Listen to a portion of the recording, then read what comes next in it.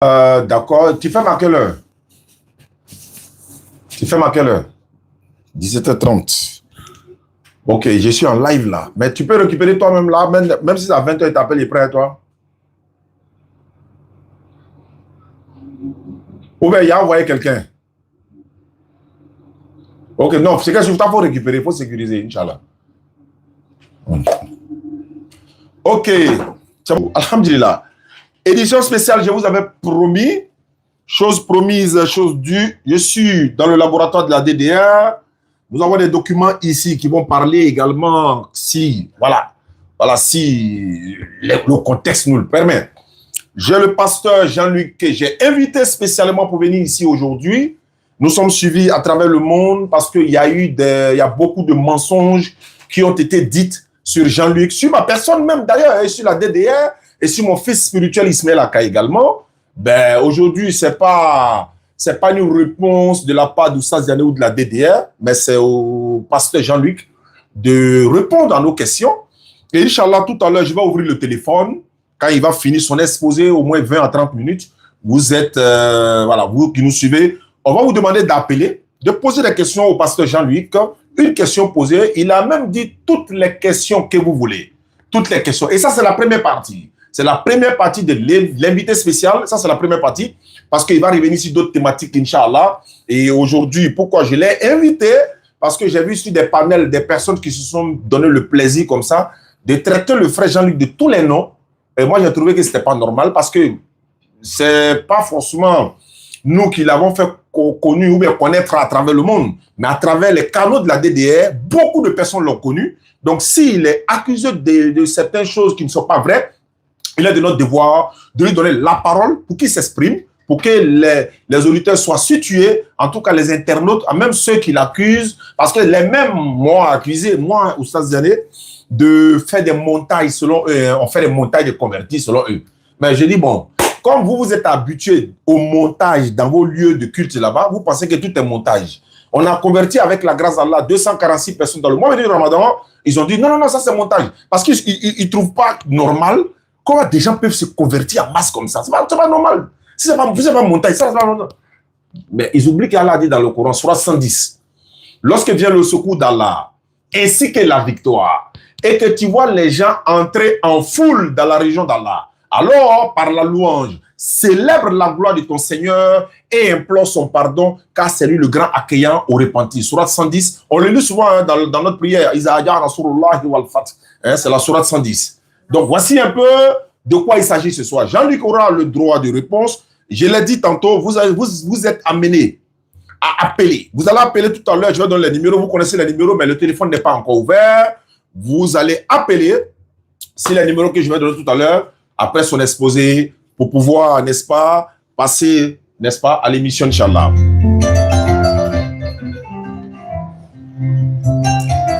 Si Jean-Luc n'est pas d'accord, moi mon souhait, c'est même pas Jean-Luc seul, que tous les chrétiens du monde deviennent musulmans. C'est pas Jean-Luc seul. Alors, donc quand les témoins de Jéhovah disent que Jésus n'est pas Dieu, ils sont devenus musulmans pour autant. Quand les catholiques disent Sainte Marie, Mère de Dieu, priez pour nous pauvres pécheurs, maintenant il y a d'autres morts, vous êtes d'accord avec eux? Quand les kimbanguistes, d'autres chrétiens évangéliques qui ne sont pas d'accord que Jésus soit Dieu, ils sont devenus musulmans pour autant, ce sont des convictions. Et la Bible va parler ce soir, le Coran va parler. Regardez ce document.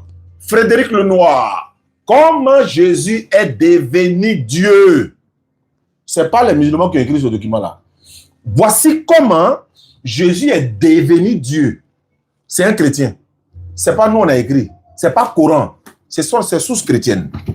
Regardez encore ici. La construction de Jésus-Christ ou encore de Jésus aux sources de la religion chrétienne. Aux sources de la religion chrétienne. Bart Ehrman, l'un des plus grands théologiens. Ce n'est pas nous on a écrit.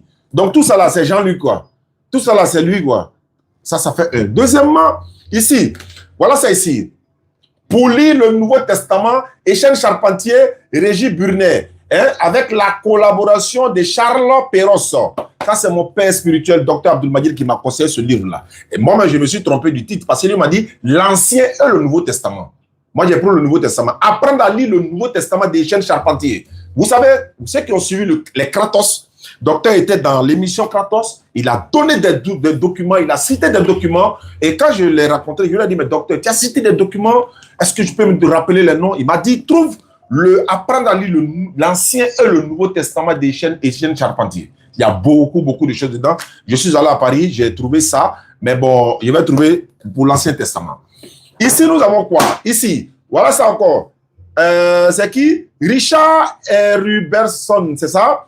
Il dit, le jour où Jésus devient Dieu, l'affaire d'Arius ou la grande querelle sur la divinité du Christ au dernier siècle des empires romains, ou encore de l'empire romain. C'est Jean-Luc qui a écrit le livre là. C'est lui qui l'a écrit, non? Donc pour ça, donc là, il est devenu musulman. Ceux-là, ils sont tous musulmans. On y va. Regarde ici, ce document, je l'ai acheté avec un frère. Voilà, on dit les Bibles et le Coran. Ça a un sens, hein? Les Bibles et le Coran. Et pour terminer, ou avant de terminer, ça c'est l'évangile de Barnabé. Les chrétiens n'aiment pas le livre là. Vous avez Sous, non? Vous avez Bukhari, non? Vous avez Tirmidhi, vous avez Abu Daoud, Ibn Majah. Non, on a Barnabé. Barnabé dit, il mangeait avec Jésus. Quand il était là de prier, on allait faire ablution, on allait prier. Vous allez sentir. Vous avez Sous chrétien, non? Non, on a Sous chrétien aussi. L'évangile de Barnabé, voilà ça qui est là. Et pour finir maintenant tout, pour donner la parole à notre invité, ça c'est le Wumash. Le Wumash est venu d'Israël. On m'a apporté ça d'Israël. Vous savez, la DDR a un bureau et des représentants en Israël. Voilà, je salue Diaby, je salue tous les frères, Youssouf et tout ça. Ils m'ont envoyé ça. Et c'est dans ça, on trouve le nom des anges qui sont allés parler à Abraham, alayhi salatu wassalam. Il y a des personnes qui ne cherchent même pas à comprendre. Abraham a vu Dieu. L'Éternel a apparu à Abraham. Regardez, vous lisez la Bible, lisez aussi l'histoire de la Bible, le contexte. C'est pourquoi en islam, on ne lit pas le Coran comme ça. Il y a le contexte de chaque verset. Même il y a des spécialistes de Tafasir, c'est-à-dire eux ils sont les spécialistes de la... Ibn Kassir est là, il y a d'autres qui sont là. Ils sont là, ils sont des spécialistes. Il y a Courtoubi qui est là. Ça, ce sont des spécialistes qui ont donné la grâce pour interpréter les sens des versets coraniques. On va voir dans la sourate 9, par exemple, sourate 9, versets 5 à 6 ou à 7, on dit, ôtez-les la vie. Bon, comme on a en TikTok, donc, ôtez-les la vie, où que vous les trouvez, capturez-les. On dit, voilà, le Coran dit non, déjà tout ce qu'on trouve. Mais le contexte de ça, c'est quoi? Voilà pourquoi nous aussi, pour débattre avec vous, ou bien pour faire des échanges théologiques avec vous, on ne va pas rentrer là-bas parce qu'il faut rentrer. On va regarder le contexte. Ceux qui sont venus parler à Abraham, là, est-ce que c'est Dieu? Parce qu'ils ont écrit l'Éternel. Apparu Abraham. L'Éternel, là, c'est qui? Les trois hommes. Abraham vit trois hommes. Qui sont ces trois hommes? Vous ne cherchez même pas à comprendre. Oui, parce qu'ils ont mis l'Éternel. Mais c'était des anges. Les noms sont là. Leurs missions sont là, ici. Et je termine par le frère Guillaume Kofi. Voilà, lui, on s'est vu plusieurs fois, on s'est salué. Voilà, et on a dit des choses, donc je ne vais pas revenir ici. Mais lui, il a la même conception que Jean-Luc. Mais moi, je ne sais pas pourquoi avant-hier, il s'est joué comme s'il n'est pas d'accord avec Jean-Luc. Maintenant, on voit dans tes vidéos où tu dis que Jésus n'est pas mort pour vos péchés. Mais c'est ce que Jean-Luc dit. Ou toi-même, tu dis que non, Jésus, même, il y a des péchés qui étaient pardonnés avant même la mort de Jésus. Mais c'est ce que Jean-Luc dit. Tu as dit que Jésus n'est pas le Père. C'est ce que Jean-Luc dit. Mais quand on dit il n'est pas le Père, là, le Père, là, ce n'est pas Dieu. Oui, donc Jean-Luc dit il n'est pas Dieu. Comme vous n'avez pas le courage de dire Jésus n'est pas Dieu. Vous dites non, Jésus n'est pas le Père. Mais c'est la même chose. Ça, c'est camoufler les mots. Jésus n'est pas le Père. Mais s'il n'est pas le Père là, c'est qui? C'est pas Dieu. Donc, il n'est pas Dieu. Mais c'est pas ce qu'il répète. Les témoins de Jéhovah, c'est ce qu'il répète, non? Affaire à suivre. Jean-Luc. Shalom, shalom, mon frère Diané. Bonne arrivée. Merci beaucoup, Jean-Luc. Voilà, tu es au banc des accusés, si je peux le dire ainsi.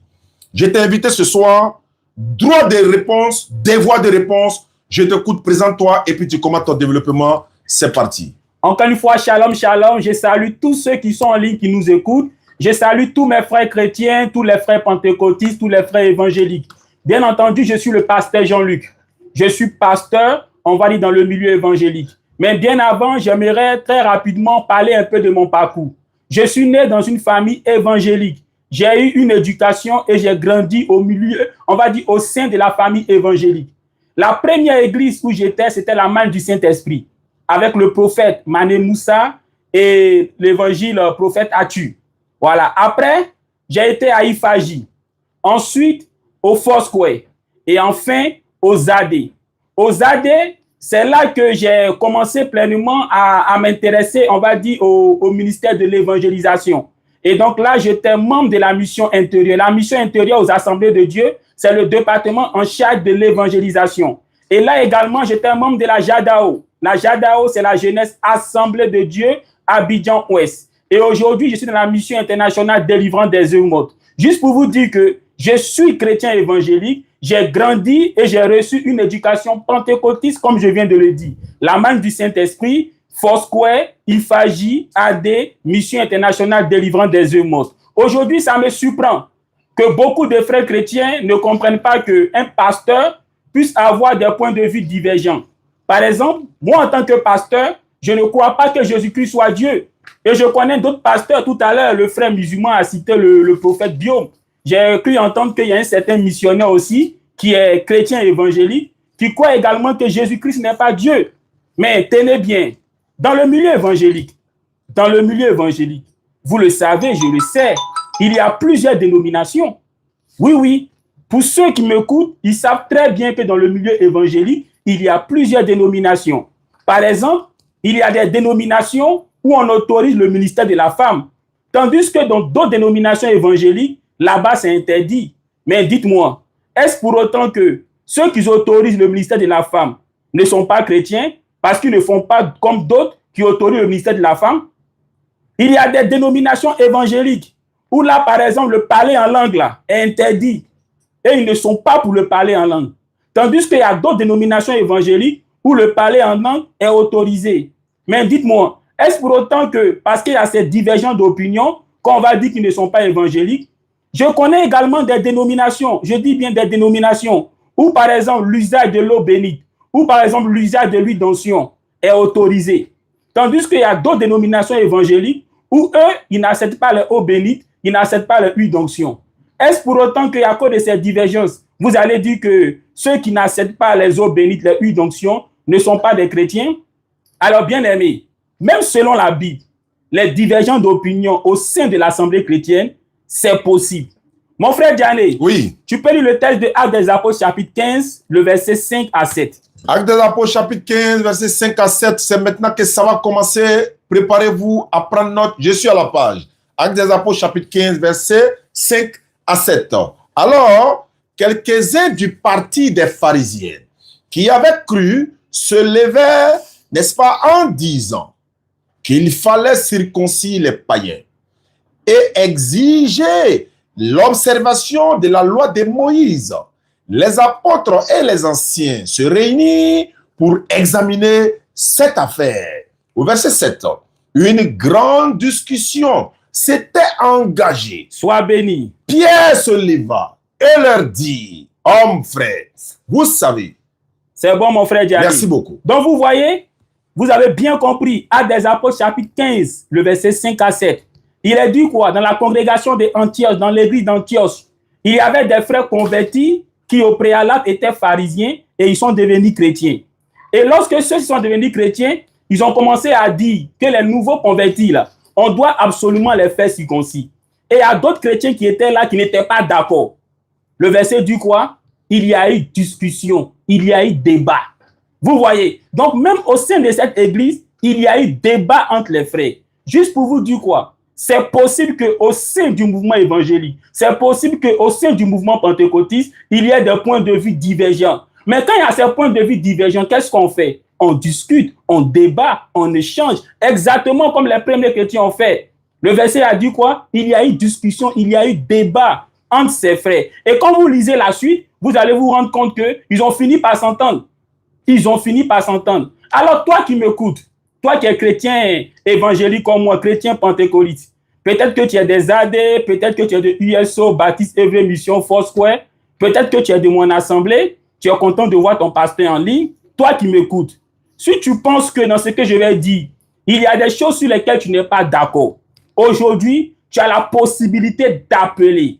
Oui, tu as la possibilité d'appeler, d'exprimer ton point de vue et même de poser des questions. Très rapidement, j'aimerais faire une brèche si le frère musulman me le permet. Allons-y. Voilà, j'ai été tout récemment sur on va dire, le panel d'un groupe chrétien qu'on appelle la VAR, avec le pasteur Mina. J'ai échangé avec eux et c'est comme ça qu'ils ont mis en doute, on va dire, mon identité. Parce que pour eux, moi, je ne peux pas dire que je suis pasteur et puis en même temps confesser que Jésus-Christ n'est pas Dieu. Tout à l'heure, je viens de vous dire qu'au sein du mouvement évangélique, je connais des pasteurs, oui, aux AD, des pasteurs aux vases d'honneur, des pasteurs au USO, au Baptiste Œuvre Mission, qui croient également que Jésus-Christ n'est pas Dieu. Et même, je connais des fidèles aussi qui croient la même chose. Vous voyez. Mais ces frères de là-bas ne comprennent pas qu'un pasteur chrétien évangélique, à savoir moi, je me dis pasteur et je ne confesse pas que Jésus-Christ est Dieu. Et c'est comme ça qu'ils ont commencé, on va dire, à me taguer de faux, tout et tout. Et c'est là qu'ils m'ont dit, mais comment se fait-il que je m'appelle tantôt pasteur Jean-Luc et tantôt pasteur Jonas? Ah, bien-aimé, toi qui m'écoutes, toi qui es chrétien évangélique, chrétien pentecôtiste, dis-moi, tu es un pasteur. Est-ce que ton pasteur n'a pas souvent un nom de ministère? Par exemple, le pasteur Gédéon de la Tchétchouva, c'est sous ce nom qu'on le connaît. Ça, c'est son nom de ministère. Mais est-ce que c'est ça son vrai nom? Je crois qu'il s'appelle Ferdinand. Exactement. Donc, son vrai nom, c'est Ferdinand. Mais son nom de ministère, c'est Gédéon de la Tchétchouva. C'est pareil aussi pour le bishop Dadi Shekina. Dadi Shekina, est-ce que c'est ça son nom?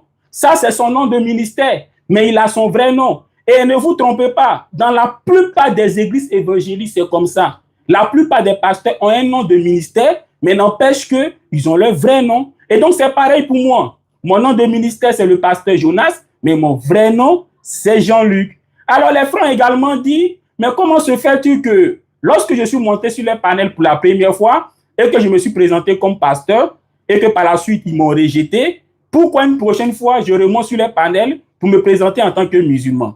Je leur ai dit, mon frère, pasteur Mena, ainsi qu'à son équipe là-bas, vous-même vous dites qu'au préalable, je suis monté sur votre panel en me présentant comme un pasteur. Mais qu'est-ce qui s'est passé? Vous avez refusé de débattre avec moi parce que vous avez dit que vous ne débattez pas avec un pasteur.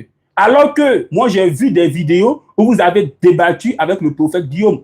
Moi, j'ai vu des vidéos où vous avez débattu avec Lévite. Moi, j'ai vu des vidéos où vous avez débattu avec des frères chrétiens. Mais pour moi, là, vous dites que comme je suis chrétien, vous ne débattez pas avec moi. Or, moi, je vais débattre avec vous. Moi, je vais débattre avec vous. Et donc, c'est comme ça que je me suis fait passer pour un musulman afin de pouvoir débattre avec vous. Maintenant, certains diront, tu es pasteur et puis tu te fais passer pour un musulman. Mon frère Diané, oui. Tu peux lire 1 Corinthiens chapitre 9, le verset 19 à 22. Je suis à la page. Certains diront, mais tu es pasteur et puis tu te fais passer pour un musulman pour débattre avec tes frères pasteurs qui refusent d'échanger avec toi. 1 Corinthiens 9. Le verset 19 à 22. 19. Car bien que je sois libre à l'égard de tous, je me suis rendu le service de tous, afin de gagner le plus grand nombre. Avec les Juifs, j'ai été comme Juif, afin de gagner les Juifs. Avec ceux qui sont sous la loi, comme sous la loi, n'est-ce pas? Avec ceux qui sont sous la loi, comme sous la loi, quiconque, non, quoique je ne sois pas moi-même sous la loi, afin de gagner ceux qui sont sous la loi. Au verset 21, avec ceux qui sont sans loi, comme sans loi, quiconque, non, quoique je sois point sans loi de Dieu, étant sous la loi de Christ, afin de gagner ceux qui sont sans loi. Sois béni, mon frère Diané. Ici, c'est Paul qui parle dans sa lettre qu'il adresse aux chrétiens de Corinthe. Il dit, il est prêt à faire tout pour gagner les gens à Christ. Pour ceux qui sont sous la loi, il se comporte comme quelqu'un qui est sous la loi afin de pouvoir les gagner. Pour ceux qui sont sans loi, il se comporte comme quelqu'un qui est sans loi afin de pouvoir les gagner. Donc, c'est en vertu, on va dire, de cette technique de l'apôtre Paul que comme moi, je vais échanger avec vous, moi, j'estime que la VAR, j'estime que le pasteur Mena est dans l'erreur. Et donc, comme moi, je veux lui gagner en Christ, je veux le gagner à Christ, c'est pour cela que je me suis fait passer pour un musulman. Quelqu'un dira, mais se faire passer pour un musulman, là, c'est un mensonge, étant donné que tu es pasteur.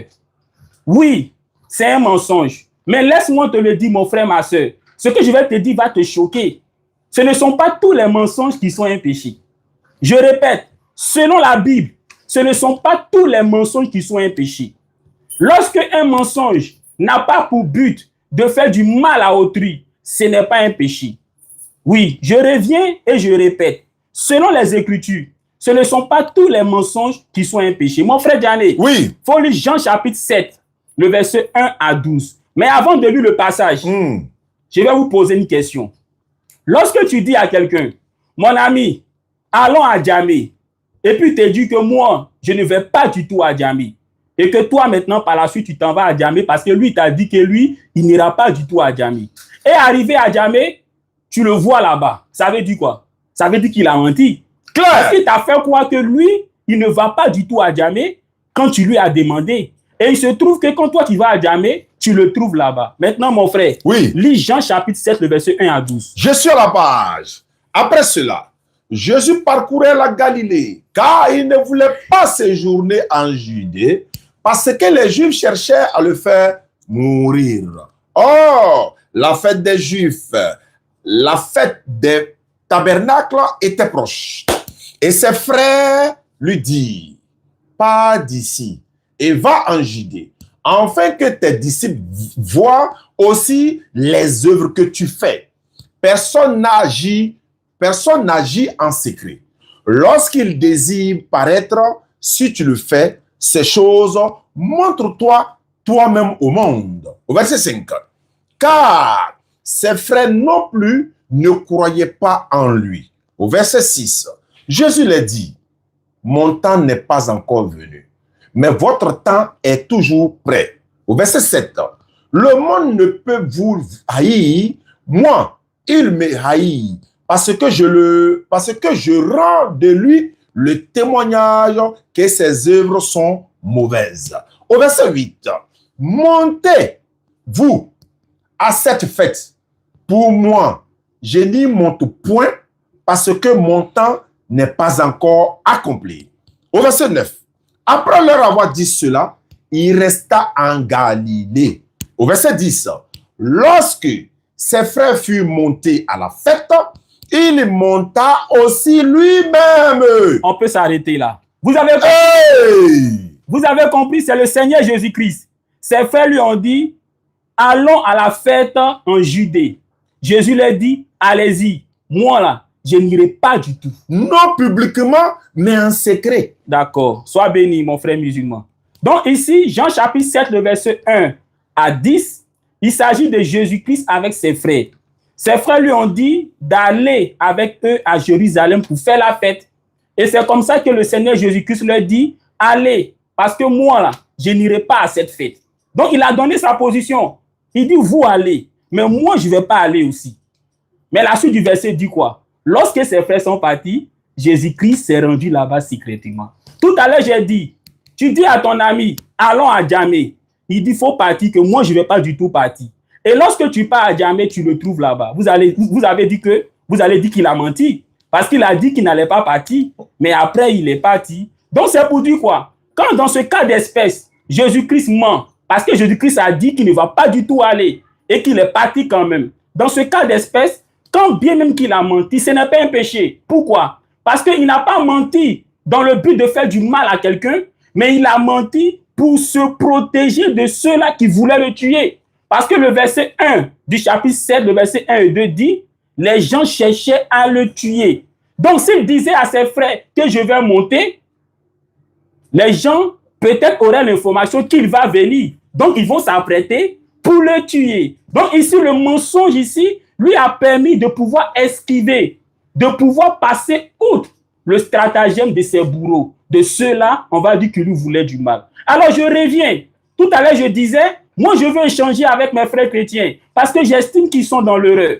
Je me présente en tant que pasteur, ils refusent. Alors qu'est-ce que je fais? Je me présente en tant que musulman. Vous voyez? Parce que moi, mon objectif, c'est de vous gagner à Christ. J'estime que la VA, le pasteur Mena, n'enseigne pas la vérité. Quand vous dites que Jésus-Christ est Dieu le Père qui est venu en chair sur la terre, où est-ce que c'est écrit dans la Bible? Question. Où est-ce que c'est écrit? Donnez ne serait-ce qu'un seul passage et on va échanger sur le passage. Moi, je vous ai dit, j'ai dit à pasteur Mena, il faut m'inviter ne serait-ce que sur ton forum. Moi, je suis partant pour n'importe quelle plateforme parce que ce qui m'intéresse, c'est de gagner cette équipe à Christ. Claire. Vous voyez? Donc, vous organisez, on va dire, votre plateforme. Moi, je viens. Toi-même, le pasteur Mena, tu choisis le modérateur. Le plus important, c'est que moi, je recherche, c'est qu'on me donne un temps de parole et qu'on te donne aussi ton temps de parole et que le temps de parole soit respecté. C'est tout. Tous les versets qui te font dire que Jésus-Christ est le grand Dieu des cieux, là, il faut les faire sortir. Moi, je ne vais pas prendre autre verset, mais c'est ces versets-là que je vais t'expliquer tout simplement. Tout simplement. C'est ces versets-là que je vais t'expliquer. J'ai dit comme ça, lorsque je prenais la parole, que Jésus-Christ a été fait Dieu au concile de Nicée. Et pendant le live, j'ai demandé à tous ceux qui étaient en ligne de prendre, on va dire Google ou bien n'importe quel moteur de recherche et de taper pour vérifier. Et ce jour-là, on a tapé et IA a dit que c'est faux. Autrement dit, ce n'est pas au concile de Nicée que Jésus-Christ a été fait Dieu. Alors après, moi-même, j'ai tapé sur mon IA. Alors, je ne sais pas si on peut montrer ça à l'écran ici. Est-ce que c'est possible de montrer ça à l'écran ici? Bien sûr. Abaka peut montrer ça sans problème. Voilà. Mais les sources même chrétiennes nous disent que c'est au concile de Nicée, à l'an 325. Voilà. Je ne sais pas si vous pouvez montrer. Ils vont voir. Voilà. Quand est-ce que Jésus-Christ a été fait Dieu? C'est même IA là. IA dit quoi ici? Que c'est au concile de Nicée. Oui. Vous voyez? Donc le même IA là, le même intelligence artificielle là, nous dit ici que c'est au concile de Nicée. Maintenant, moi, je reviens pour dire, laissons cette histoire de IA là.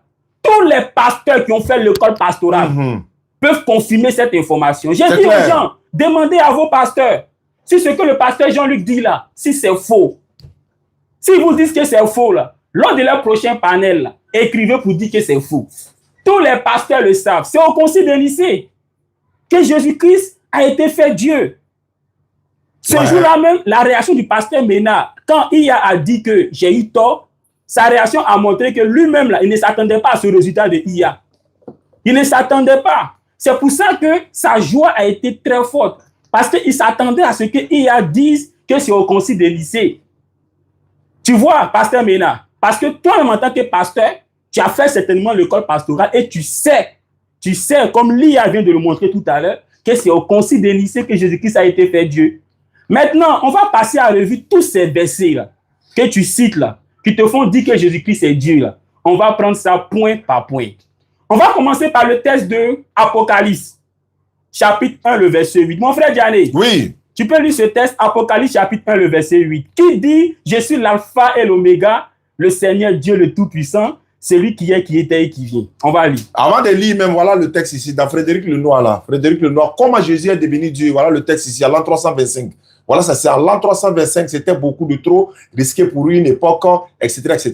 Donc, comment c'est venu là? Jésus est devenu Dieu, voilà ça ici. La date même est là, l'an 325. Voilà, on laisse IA même, lui elle est venue avant IA même. Donc, ça vous dit que c'est confirmé ici, quoi. Donc, Apocalypse chapitre combien? Apocalypse chapitre 1, le verset 8. On va lire ça d'abord. Oui. Et puis après, maintenant, on va commencer à partir du verset 3 à 6 pour aller au verset 8. Maintenant, si tu veux, pour faciliter la compréhension de tous ceux qui nous écoutent, parce qu'aujourd'hui, c'est le Saint-Esprit qui va se glorifier. Exactement. C'est Dieu lui-même qui va se glorifier. Donc, je vais demander à tout un chacun d'être disposé, de prendre sa Bible. Donc, pendant que nous sommes là, prenez votre Bible. Prenez un stylo, prenez quelque chose pour noter. Et puis, nous allons méditer ensemble. Oui. Et Dieu nous va donner la révélation. Donc, Apocalypse chapitre 1, le verset 4 à 6 et le verset 8. Apocalypse chapitre 1, verset 4. Jean aux 7 églises qui sont en Asie, que la grâce et la paix vous soient données de la part de celui qui est, qui était, qui vient, de la part des 7 esprits qui sont devant son trône. Au verset 5. Et de la part de Jésus-Christ, le témoin fidèle, le premier-né des morts et le prince des rois de la terre, à celui qui nous aime, qui nous a délivrés de nos péchés par son sang. Au verset 6, et qui a fait de nous un royaume des sacrificateurs pour Dieu son Père. À lui soit la gloire et la puissance au siècle des siècles. Amen. Au verset 7, voici, il vient avec les nuées, et tout œil le verra, même ceux qui l'ont percé, et tous les tribus de la terre se lamenteront à cause de lui. Amen. Au verset 8, je suis l'alpha et l'oméga, dit le Seigneur Dieu, celui qui est, qui était, qui vient, le Tout-Puissant. Sois béni, Diané le frère musulman. Donc, tu m'as suivi, bien-aimé. Au verset 4, c'est Jean qui parle. Parce que c'est à Jean que Dieu, on va dire que Jésus-Christ, après avoir reçu la révélation de Dieu, va donner la révélation à Jean par l'envoi d'un ange. Et donc, au verset 4, Jean dit quoi? De la part. Donc, c'est Jean qui parle. Il parle de la part. De la part de qui? De la part de celui qui est assis sur le trône, celui qui est, qui était et qui vient, et des 7 esprits qui sont devant son trône. Donc, celui qui est, qui était et qui vient, là, au verset 4 à 5, là, il a dit que c'est qui? Il a dit c'est celui qui est assis sur le trône. Et au verset 5, il dit, et de la part de Jésus-Christ. Donc, le verset 4 à 5 du chapitre 1 d'Apocalypse, là, Jean dit de la part de qui il parle. Il dit qu'il parle de la part de 2 personnes. Au verset 4, il dit il parle de la part de celui qui est assis sur le trône. Et il précise que lui qui est assis sur le trône, là, c'est celui-là qui est, qui était et qui vient. Et devant son trône, il y a 7 esprits. Et ensuite, au verset 5, il dit, il parle aussi de la part du Seigneur Jésus-Christ. Et au verset 6, il dit quoi? Le Seigneur Jésus-Christ a racheté des gens pour son Dieu. Donc, il précise que le Seigneur Jésus-Christ a son Dieu. Vous voyez un peu? Et maintenant, on arrive au verset 8. Au verset 8, il est dit, je suis l'alpha et l'oméga, dit le Seigneur Dieu. Donc ici, c'est qui parle? C'est le Seigneur Dieu. Bien-aimé, tu le sais. Dans la Bible, Jésus-Christ est appelé le Seigneur Jésus-Christ. Mais ici, ce n'est pas le Seigneur Jésus-Christ qui parle, c'est le Seigneur Dieu qui parle. Maintenant, quelqu'un dira, mais comment se fait-il que c'est le Seigneur Dieu alors que le verset 8 vient juste après le verset 7? Mais regarde le verset 7, ça se termine par un Amen. L'Amen dit quoi? L'Amen ici veut dire que tout ce qui a été dit du verset 4 jusqu'au verset 7 là, hein, ça prend fin au verset 7. Donc au verset 8 là, hein, c'est un autre chapitre qui commence. Vous voyez, quand on prend du verset 4 jusqu'au verset 7, hein, il y a un événement qui est en train de se passer. C'est que Jean dit de la part de qui il parle. Il dit au verset 4 qu'il parle de la part de Dieu qui est assis sur le trône, et il dit que Dieu là, c'est celui-là qui est, qui était et qui vient. Et au verset 5 à 7, il dit qu'il parle de la part du Seigneur Jésus-Christ, hein, qui est celui-là qui a racheté des personnes pour faire des sacrificateurs pour qui? Pour son Dieu et Père. Donc déjà, il présente Jésus-Christ comme étant quelqu'un qui a son Dieu. Mais attention, Jésus-Christ est déjà Dieu. Pourquoi dire encore qu'il a son Dieu? Venez nous répondre, hein, les gars. Vous voyez? Et lorsqu'il finit de dire tout ça, au verset 7, il y a Amen. C'est pour dire que tout s'arrête là. Maintenant, au verset 8, c'est un autre chapitre. Il y a quelqu'un maintenant qui parle. Après avoir dit Amen, après avoir dit on est d'accord là, il y a quelqu'un d'autre qui parle. Et qui parle? Le Seigneur Dieu. Et non le Seigneur Jésus-Christ. Donc, je suis l'alpha et l'oméga, dit le Seigneur Dieu. Et il poursuit en disant, celui qui est, qui était et qui vient. Donc, en disant celui qui est, qui était et qui vient, pour savoir encore qui passe, si tu as des doutes, tu reviens maintenant au verset 4, qui vient avant le verset 8. Parce qu'au verset 4, Jean dit celui qui est, qui était et qui vient. C'est celui-là qui est assis sur le trône. Tu peux le relire encore, mon frère Gianni, le verset 4. Le verset 4, Apocalypse chapitre 1, verset 4 nous dit ceci. Jean aux 7 églises qui sont en Asie, que la grâce et la paix vous soient données de la part de celui qui est, qui était, qui vient. Et de la part des 7 esprits qui sont, n'est-ce pas, devant son trône. Donc vous voyez, donc celui qui est, qui était, qui vient, c'est celui-là qui est assis sur le trône. Donc, c'est cet amalgame-là que mes frères chrétiens n'arrivent pas à faire. Et ils lisent directement le verset 8, mais ils ne commencent pas à partir du verset 4. Si tu lis à partir du verset 4, tu vas te rendre compte que le verset 8, là, s'explique par le verset 4. Vous comprenez? Parce qu'au verset 4, Jean dit qu'il parle de la part de Dieu qui est assis sur le trône. Et il précise que Dieu qui est assis sur le trône, là, il est celui qui était, qui est et qui vient. Et au verset 5, il dit encore qu'il parle de la part de Jésus-Christ.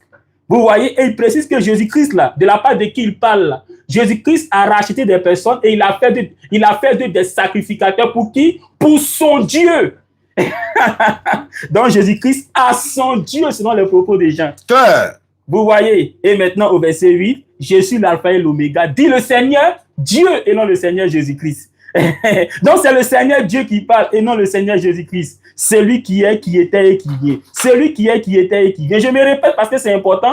Celui qui est, qui était et qui vient, le verset 4, c'est Dieu qui est assis sur le trône. Vous voyez. Et on retrouve la même explication au chapitre 4. Au chapitre 4. Lorsque Jean, en vision, voit le trône de Dieu avec les 4 créatures vivantes, les 24 anciens, tout et tout, vous voyez que les 4 créatures vivantes, on peut lire ça? On peut lire ça? Apocalypse chapitre 4. Apocalypse chapitre 4. Tu es? Je suis sur la page. Voilà. Apocalypse chapitre 4, le verset 8 à 9. Préparez-vous tout à l'heure, quand il va finir tout son exposé, on va ouvrir le téléphone. Apocalypse chapitre 4. Le verset 8 à 9. Le verset 8. Les 4 êtres vivants ont chacun 6 ailes et ils sont remplis de Dieu, n'est-ce pas? Ils ont rempli Dieu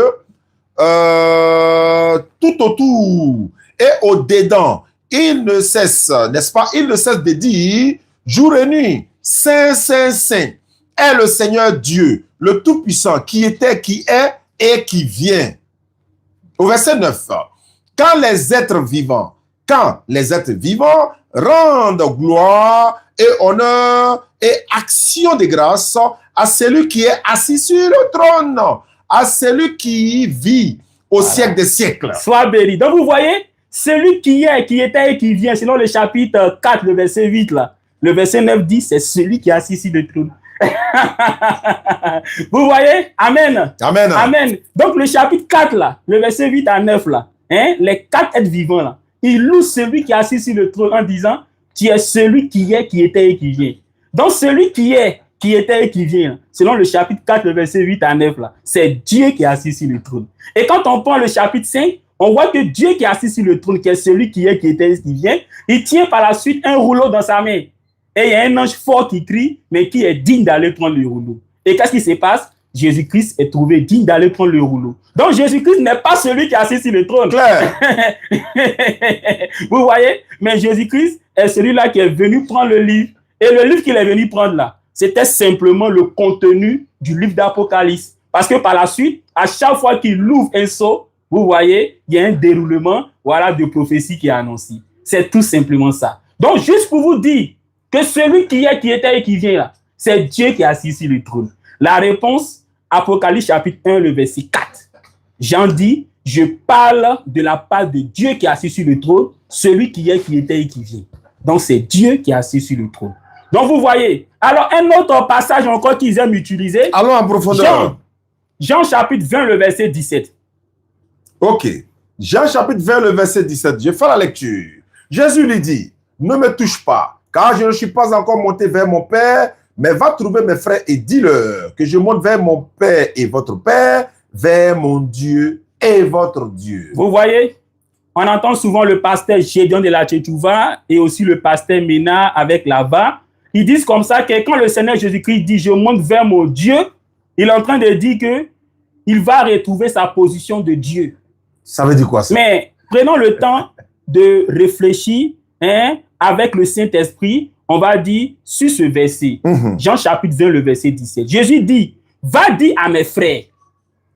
Ici, là, c'est qui Jésus-Christ appelle ses frères? Ce sont ses disciples. Dites-moi, est-ce que Dieu peut nous appeler ses frères? Question, hein? Est-ce que Dieu peut nous appeler ses frères? Dieu a des frères. Maintenant, si Jésus-Christ appelle ses disciples ses frères, ça veut dire quoi? Ça veut dire que ses disciples, lui, là, ils ont même peur. Vous comprenez? C'est parce que tu es mon frère que toi et moi, nous avons le même père. C'est clair? Donc, en disant, va dire à mes frères, il est en train de dire que lui et ses disciples, ils ont en commun un même père, qui n'est pas Jésus, qui n'est pas ses disciples. Sinon, il n'allait pas appeler ses disciples ses frères. Et maintenant, il dit, je monte vers mon Dieu et votre Dieu. Vous voyez? Donc, il précise que son Dieu est aussi le Dieu de ses frères. Vous voyez? Donc, ici, il est clair que Jésus-Christ est en train de dire que lui et ses frères ont le même Père et ont le même Dieu. Vous voyez? Plus tard, lorsque Jésus-Christ est monté au ciel, qu'il a été glorifié, tout et tout, regardez ce que Paul va dire. Parce que Paul, il a écrit ses livres après que Jésus-Christ soit glorifié au ciel. Donc Jésus-Christ a repris sa position au ciel. 1 Corinthiens chapitre 11, le verset 3. Mon frère Diané. 1 Corinthiens 11, 3 dit ceci. Je veux cependant que vous sachiez que Christ est le chef de tout homme. L'homme est le chef de la femme, mais Dieu est le chef de Christ. Donc vous voyez, Paul qui a écrit 1 Corinthiens, après que Jésus-Christ soit au ciel, soit glorifié, tout et tout, il dit que Dieu là est le chef de Christ. Donc Paul là, il ne savait pas que maintenant Jésus-Christ est devenu Dieu au ciel. Clair. Paul dit, Dieu est le chef de Christ. Donc en ce moment-là, où Paul a écrit son livre, là, Jésus-Christ est déjà au ciel. Mais il dit, Dieu est le chef de Christ. Juste pour dire quoi? Quand bien même que Christ est monté au ciel là-bas, là, il est un chef. Et son chef, c'est qui? C'est Dieu. Maintenant, entre Jésus et son chef, là, qui porte le titre de Dieu? Répondez, clair. Il dit, Dieu est le chef de Christ. Donc, le chef de Jésus, là, c'est Dieu. Et en appelant le chef de Jésus Dieu, c'est pour dire que le chef de Jésus-Christ est notre Dieu à tous. Vous voyez? Prenons Apocalypse chapitre 3. Le verset 2 et le verset 12. Là, c'est Jésus-Christ lui-même qui parle. Parce qu'en Apocalypse, là, Jésus-Christ est monté au ciel. Et qu'est-ce que Jésus-Christ fait? Jésus-Christ maintenant s'adresse à Jean. Donc, depuis le ciel, il s'adresse à Jean. Apocalypse chapitre 3, le verset 2 et le verset 12. Apocalypse 3, 2. Sois vigilant et affermis le reste qui est près de mourir. Car je n'ai pas trouvé ses œuvres. Non, Apocalypse chapitre 3, verset 2. Et le verset 12. Apocalypse 3, verset 2 et le verset 12. Oui, je suis Apocalypse chapitre 3. Hein. Oui, verset 2 et le verset 12. Oui, verset 2. Sois vigilant, bien sûr, c'est ça. Sois vigilant et affermis le reste qui est près de mourir, car je n'ai pas trouvé ses œuvres parfaites devant mon Dieu. Apocalypse chapitre 3, verset combien maintenant? Verset 12. Au verset 12. Celui qui vaincra, je ferai de lui une colonne dans le temple de mon Dieu. Et il n'en sortira plus. J'écrirai sur lui le nom de mon Dieu et le nom de la ville de mon Dieu. Voilà. La nouvelle Jérusalem qui est descendue du ciel auprès de mon Dieu. Donc vous voyez, Jésus-Christ est au ciel et puis il parle à Jean. Il dit à Jean depuis le ciel qu'à celui qui vaincra là, lui Jésus-Christ, il va écrire le nom de son Dieu sur cette personne. Donc Jésus-Christ, il est au ciel et il dit qu'il a son Dieu. Mais attends, si Jésus-Christ est lui-même Dieu, maintenant qu'il est allé au ciel, est-ce qu'il peut dire depuis le ciel là-bas qu'il a son Dieu? Est-ce qu'il peut dire qu'il va écrire le nom de son Dieu? On va dire sur celui qui va vaincre. Ah, c'est compliqué, donc, les gars. C'est pour dire quoi? Sur la terre, au ciel, Jésus-Christ a toujours son Dieu. C'est clair. Maintenant, certains vous diront, Jésus-Christ est Dieu parce qu'il est descendu du ciel. Mais attends bien, mais tu connais bien l'ange Gabriel. L'ange Gabriel, là, est-ce que lui aussi ne descendait pas du ciel pour venir sur la terre? Bien sûr. Pour annoncer des messages à des humains, à des serviteurs de Dieu? C'est pas l'ange Gabriel qui est quitté au ciel pour venir voir Marie, pour venir voir Zacharie? Oui. Donc vous voyez, ce n'est pas parce que quelqu'un quitte au ciel pour venir sur la terre qu'il est Dieu. Sinon, Gabriel aussi serait Dieu. Parce que Gabriel aussi quittait au ciel pour venir sur la terre. Oui. Certains vous diront, en Jean chapitre 8, le verset 58, Jésus-Christ a dit qu'il existait avant Abraham. Parce qu'il a dit, avant qu'Abraham ne soit à l'existence, je suis. Donc il existait avant Abraham, donc pour eux, il est Dieu. Mais mon frère Diané, oui, faut lire le texte de Job, chapitre 38, le verset 7. C'est Dieu qui parle à Job. Très bien. Prenez-nous ceux qui nous suivent à travers le monde. Job chapitre 7 ans. Job chapitre 38, verset Job 38, verset 7. Je suis à la page. Job 38, 7. Alors que les étoiles du matin éclataient en chant d'allégresse et que tous les fils de Dieu poussaient des cris de joie. Donc vous voyez, Dieu dit à Job, pendant que les étoiles du matin étaient en train d'être créées, là, les fils de Dieu, c'est-à-dire les anges, là, ils étaient là et ils poussaient des cris d'acclamation. Donc les anges là existaient déjà pendant que Dieu créait les étoiles. Clair. Donc si pour vous, parce que Jésus-Christ existait avant Abraham, il est Dieu là. Et les anges qui existaient avant même que Dieu ne crée les étoiles là, ils sont qui alors? Donc c'est pour dire quoi? Ce n'est pas parce que quelqu'un existait avant Abraham qu'il est Dieu. Sinon les anges aussi seraient Dieu. Parce que Jean chapitre 38, le verset 7, Dieu dit, pendant que lui créait les étoiles, les anges étaient là et ils poussaient des cris d'acclamation. Donc ils étaient là et ils étaient émerveillés de voir Dieu en train de créer. Donc ils avaient déjà été créés. Oui. Mais est-ce que les anges sont Dieu pour autant? Non. Donc ce n'est pas parce que Jésus-Christ existait avant Abraham qu'il est Dieu. Vous voyez? Certains vous diront que non, c'est la chair, le corps de Jésus qui n'est pas Dieu, mais l'esprit qui est en lui, là, c'est ça qui est Dieu. Ça, c'est le pasteur Gédéon de la Tchétchouva. Ah, il nous dit ça tout Mais la réponse est que sur la croix, Jésus-Christ a dit, Père, en tes mains, je remets mon esprit. Luc 23, 46. Voilà. Oui. Mais non, ça, on ne va pas lire parce que mes frères évangéliques connaissent ça par cœur. Ils connaissent ça par cœur. Voilà, il a dit, Père, en tes mains, je remets mon esprit. Mais dites-moi, si c'est son esprit qui est Dieu, le Père à qui il remet son esprit, là, c'est qui alors? Vous voyez? C'est son esprit qui est Dieu, c'est ce que vous dites, c'est son esprit qui est Dieu. Maintenant, le Père à qui il remet son esprit, là, c'est qui alors? Vous voyez? Maintenant, on va prendre le fameux Isaïe 35, le verset 4 à 5. Aujourd'hui, le pasteur Gédéon de la Tchétchouva aime citer. Isaïe combien? Isaïe 35, le verset 4 à 5. Isaïe 35, 4 à 5, je suis à la page. Dites à ceux qui ont le cœur troublé, prenez courage, ne craignez point. Voici votre Dieu. La vengeance viendra. La rétribution de Dieu, il viendra lui-même et vous sauvera. Alors, s'ouvriront les yeux des aveugles, s'ouvriront les oreilles des sourds. Alors, le boiteux sautera comme un cep et la langue du muet éclatera de joie, car des eaux jailliront dans le désert et des ruisseaux dans la solitude. Sois béni, mon frère Diané. Vous avez noté? Dieu dit, quand il viendra lui-même, la voici les signes. Les aveugles vont voir. Jésus est venu, les aveugles ont vu. D'accord. Les lépreux seront purifiés. Jésus est venu, les lépreux ont été purifiés. D'accord. Les boiteux vont marcher. Jésus est venu, les boiteux ont marché. Maintenant, la fin dit quoi?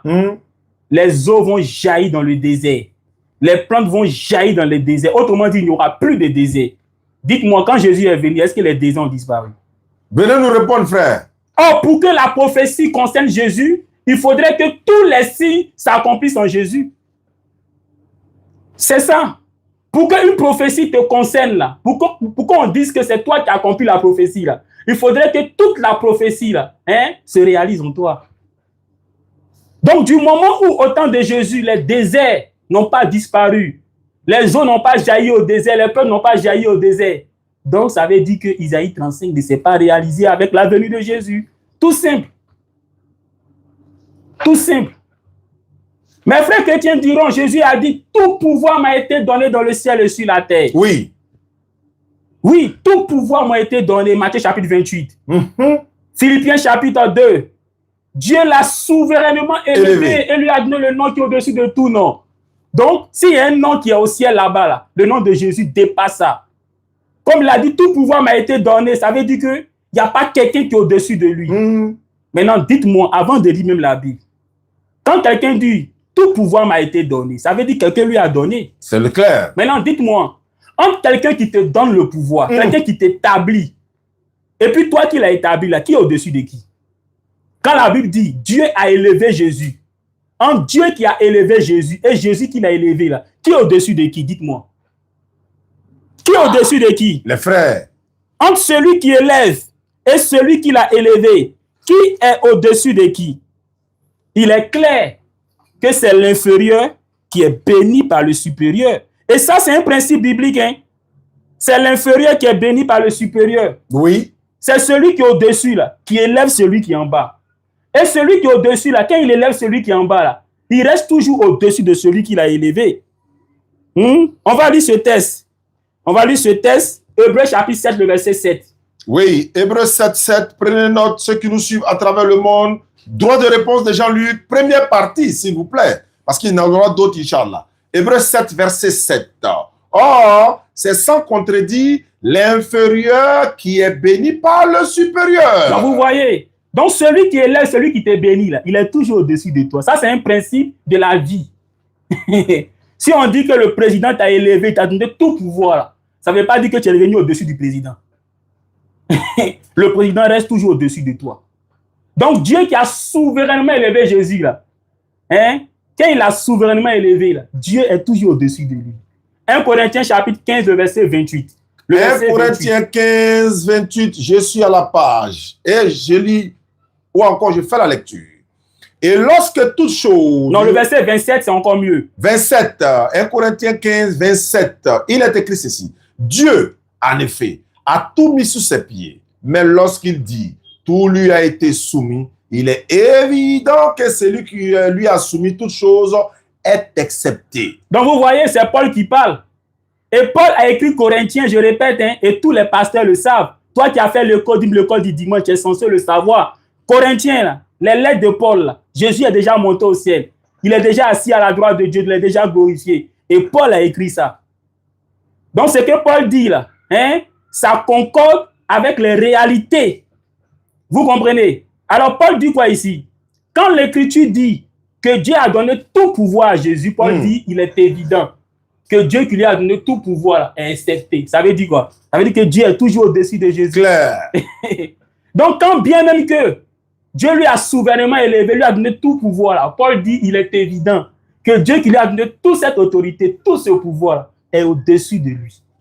Vous n'êtes pas obligé d'être d'accord, mais vous êtes obligé de répliquer, de venir contredire Jean-Luc. On peut vous inviter ici, hein. Vous avez les numéros, vous nous appelez au premier rendez-vous, on vient face à face ici, ou encore dans vos panels, Jean-Luc l'a dit, hein. Il dit, vous qui le critiquez, vous qui dites qu'il a dit cela, il est prêt à monter dans vos forums, dans vos panels, mais vous le fuyez. D'autres ont dit, non, on ne débat pas avec Jean-Luc, on débat avec les musulmans seulement. Mais les musulmans disent que vous êtes pervers, eux aussi, ils ne veulent pas débattre avec vous. Mais si c'est entre vous, venez régler le problème. Parce que il n'est pas le seul où la première personne a dit tout ce qui est en train d'être dit. Et puis ce qui est bon dans cette histoire, tout ce qu'il est en train de dire là, il n'a pas cité le Coran. Tout est dans la Bible là. C'est la même Bible que vous lisez là, c'est la même Bible que lui lit. Que les témoins de Jéhovah, on lit également pour dire Jésus n'est pas Dieu.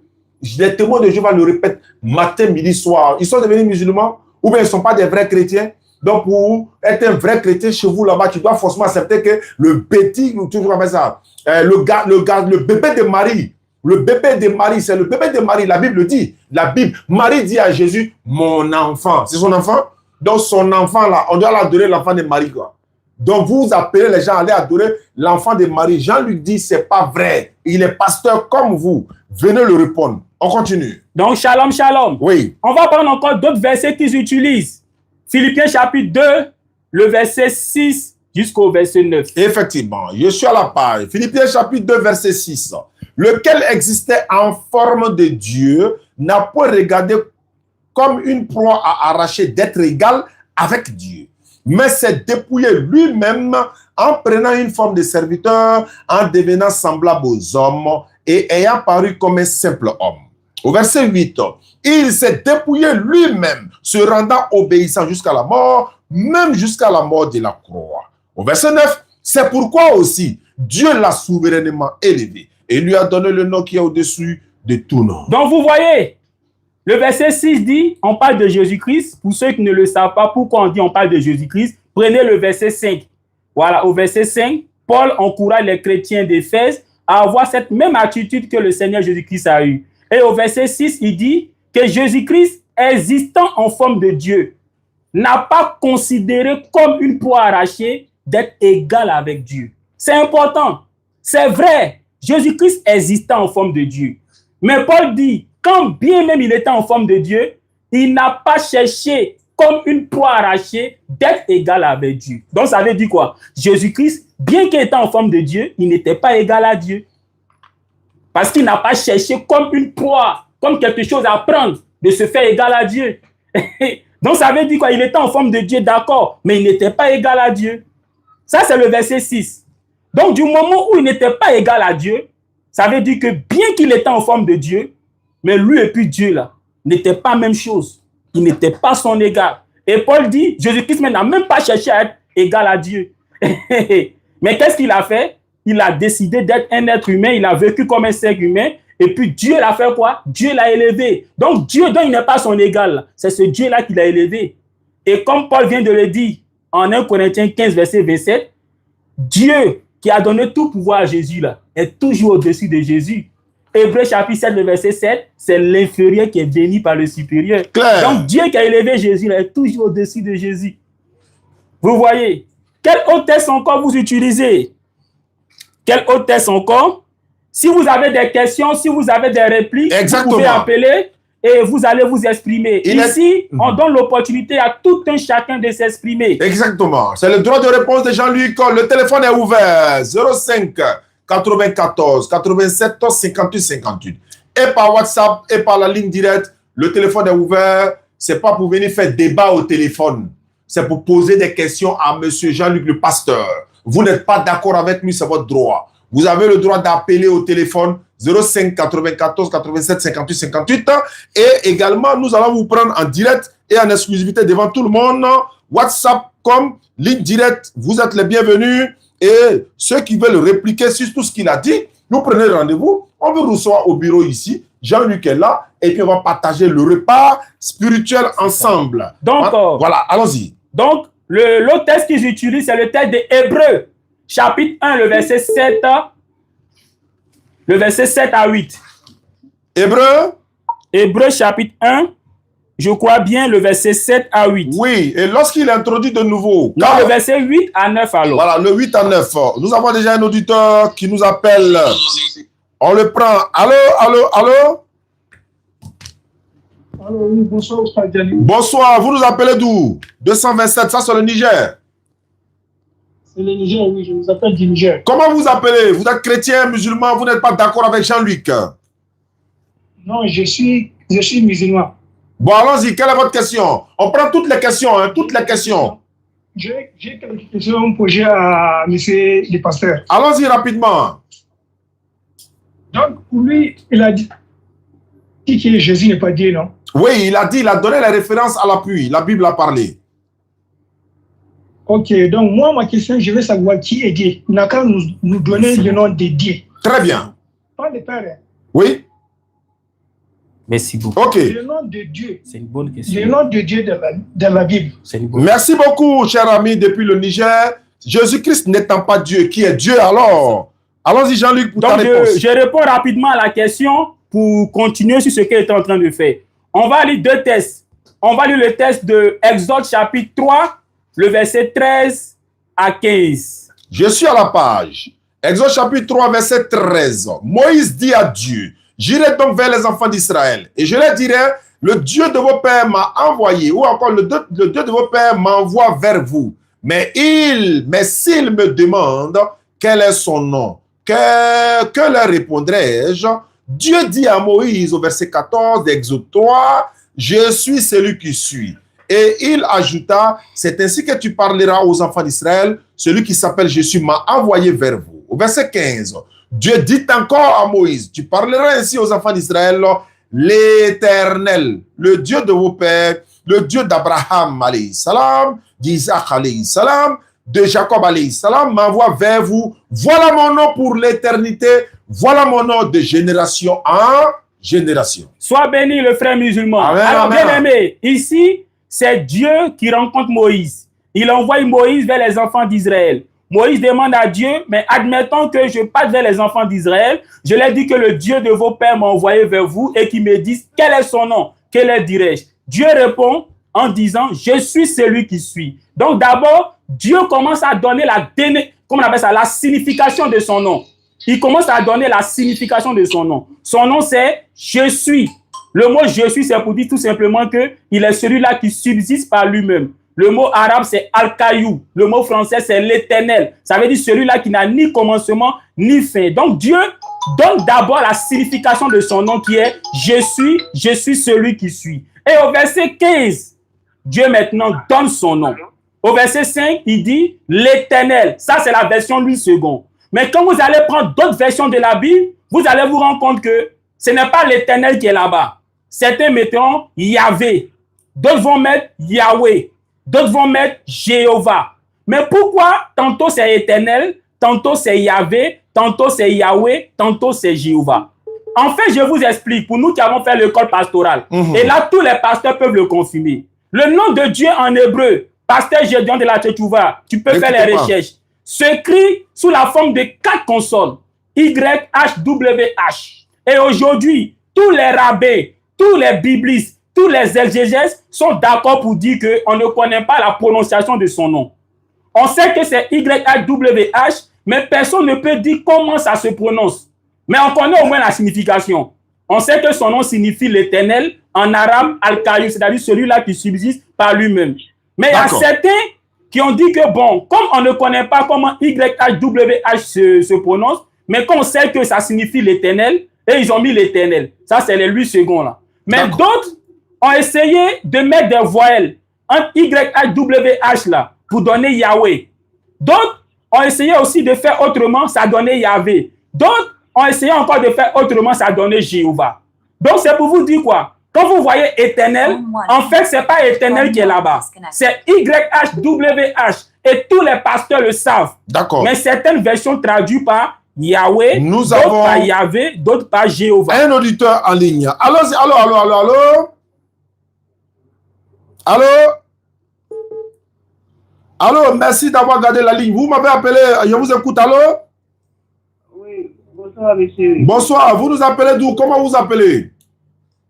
C'est monsieur Manzan, ici à Cocody Mbadon. Monsieur Manzan?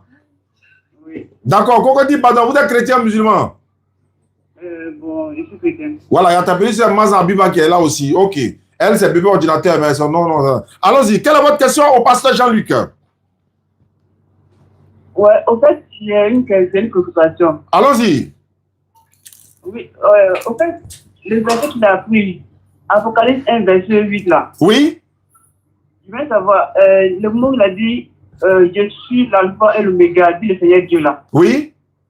Voilà, le pasteur même là en question, je veux savoir, il y a alpha et oméga, veut dire quoi? D'accord. Ça, c'est votre préoccupation. Oui, et puis en deuxième préoccupation, il a dit que Jésus-Christ n'est jamais égalé à Dieu. Oui. Voilà. Mais Jésus même a dit que Dieu et Dieu sont la même chose. Oui, moi et le Père, nous sommes un. Voilà. Mais est-ce qu'un homme peut s'égaler à Dieu? Très bonne question. Très bonne question. Donc, il va répondre aux deux questions, M. Manzan depuis Cocody. Merci beaucoup à vous. Apocalypse chapitre 1, verset 1 premier d'abord. Pourquoi l'alpha et l'oméga? Ça veut dire quoi? Il veut comprendre. D'accord. Déjà, en Apocalypse chapitre 1, le verset 8, ce n'est pas le Seigneur Jésus-Christ qui parle, mais c'est le Seigneur Dieu qui parle. Il est dit, je suis l'alpha et l'oméga, dit le Seigneur Dieu. Donc ici, c'est le Seigneur Dieu qui parle. Et il dit ensuite, celui qui est, qui était et qui vient. J'ai dit, celui qui est, qui était et qui vient là. Quand on revient au verset 4, Jean nous dit c'est qui? Il dit encore, c'est Dieu qui est assis sur le trône. Donc celui qui est et qui était et qui vient là, c'est encore Dieu qui est assis sur le trône, c'est-à-dire le Seigneur Dieu et non le Seigneur Jésus-Christ. Alors, que signifie l'alpha et l'oméga? L'alpha, c'est la première lettre de l'alphabet grec.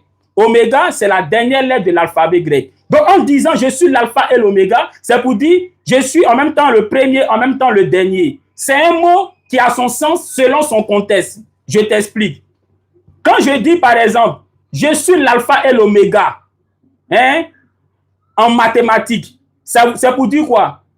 En mathématiques, là, c'est moi, je suis le meilleur. Au verset 8 là, de Apocalypse chapitre 1, là, quand Dieu dit il est l'alpha et l'oméga, c'est par rapport à quoi il dit qu'il est le meilleur. Il dit je suis l'alpha et l'oméga, dit le Seigneur Dieu le Tout-Puissant. Exactement. Donc ici là, il est l'unique Dieu Tout-Puissant. Tu comprends? Donc alpha et l'oméga là, c'est pour montrer l'unicité par rapport à.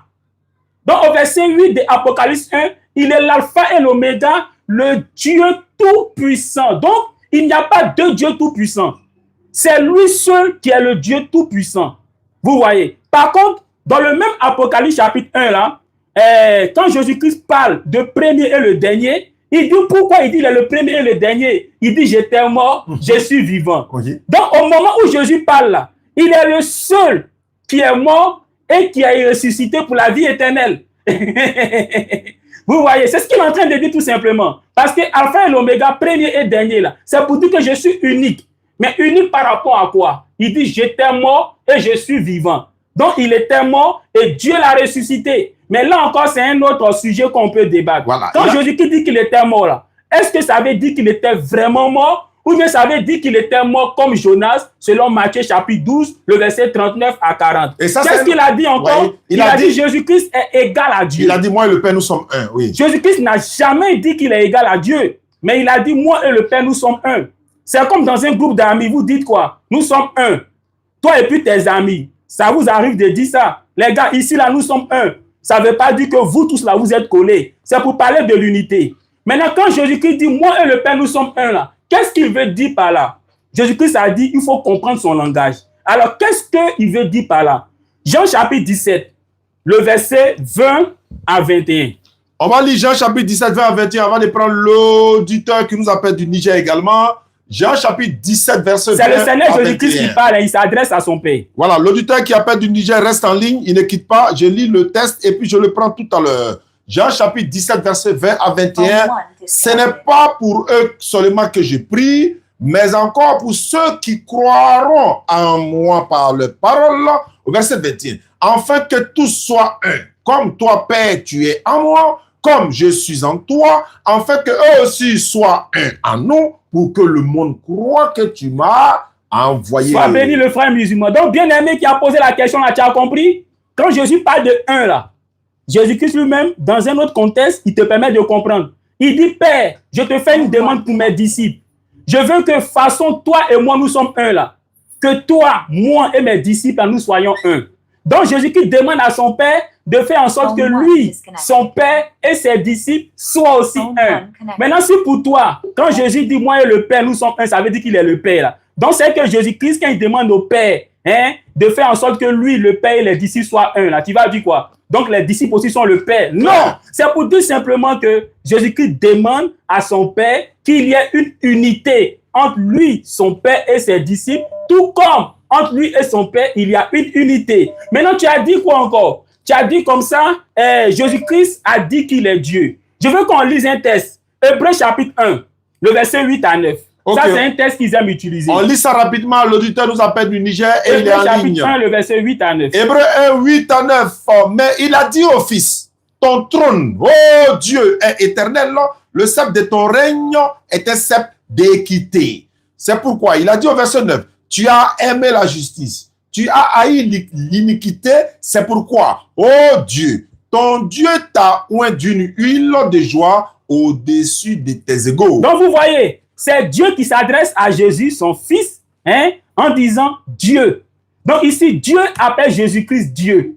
Mais au verset 8, Dieu dit quoi? Oh Dieu, parlons de ton fils, ton Dieu t'a oint. Donc Dieu, quand bien même qu'il appelle Jésus-Christ Dieu, il précise que lui, Dieu, là, il est le Dieu de Jésus-Christ. Mais attends, si Dieu précise qu'il est le Dieu de Jésus-Christ qu'il appelle Dieu, c'est qu'en réalité, là, qui est le véritable Dieu? Question, on va répondre Dieu, tout à l'heure. Qui dit qu'il est le Dieu de Jésus-Christ qu'il appelle Dieu, là. Et il poursuit en disant, c'est lui qui a oint Jésus. Est-ce qu'on peut oint Dieu? On ne peut pas oint Dieu. Voilà pourquoi l'auditeur nous appelle du Niger. Allô, auditeur en ligne? Allô? Ah, wa alaykoum salam. Ok.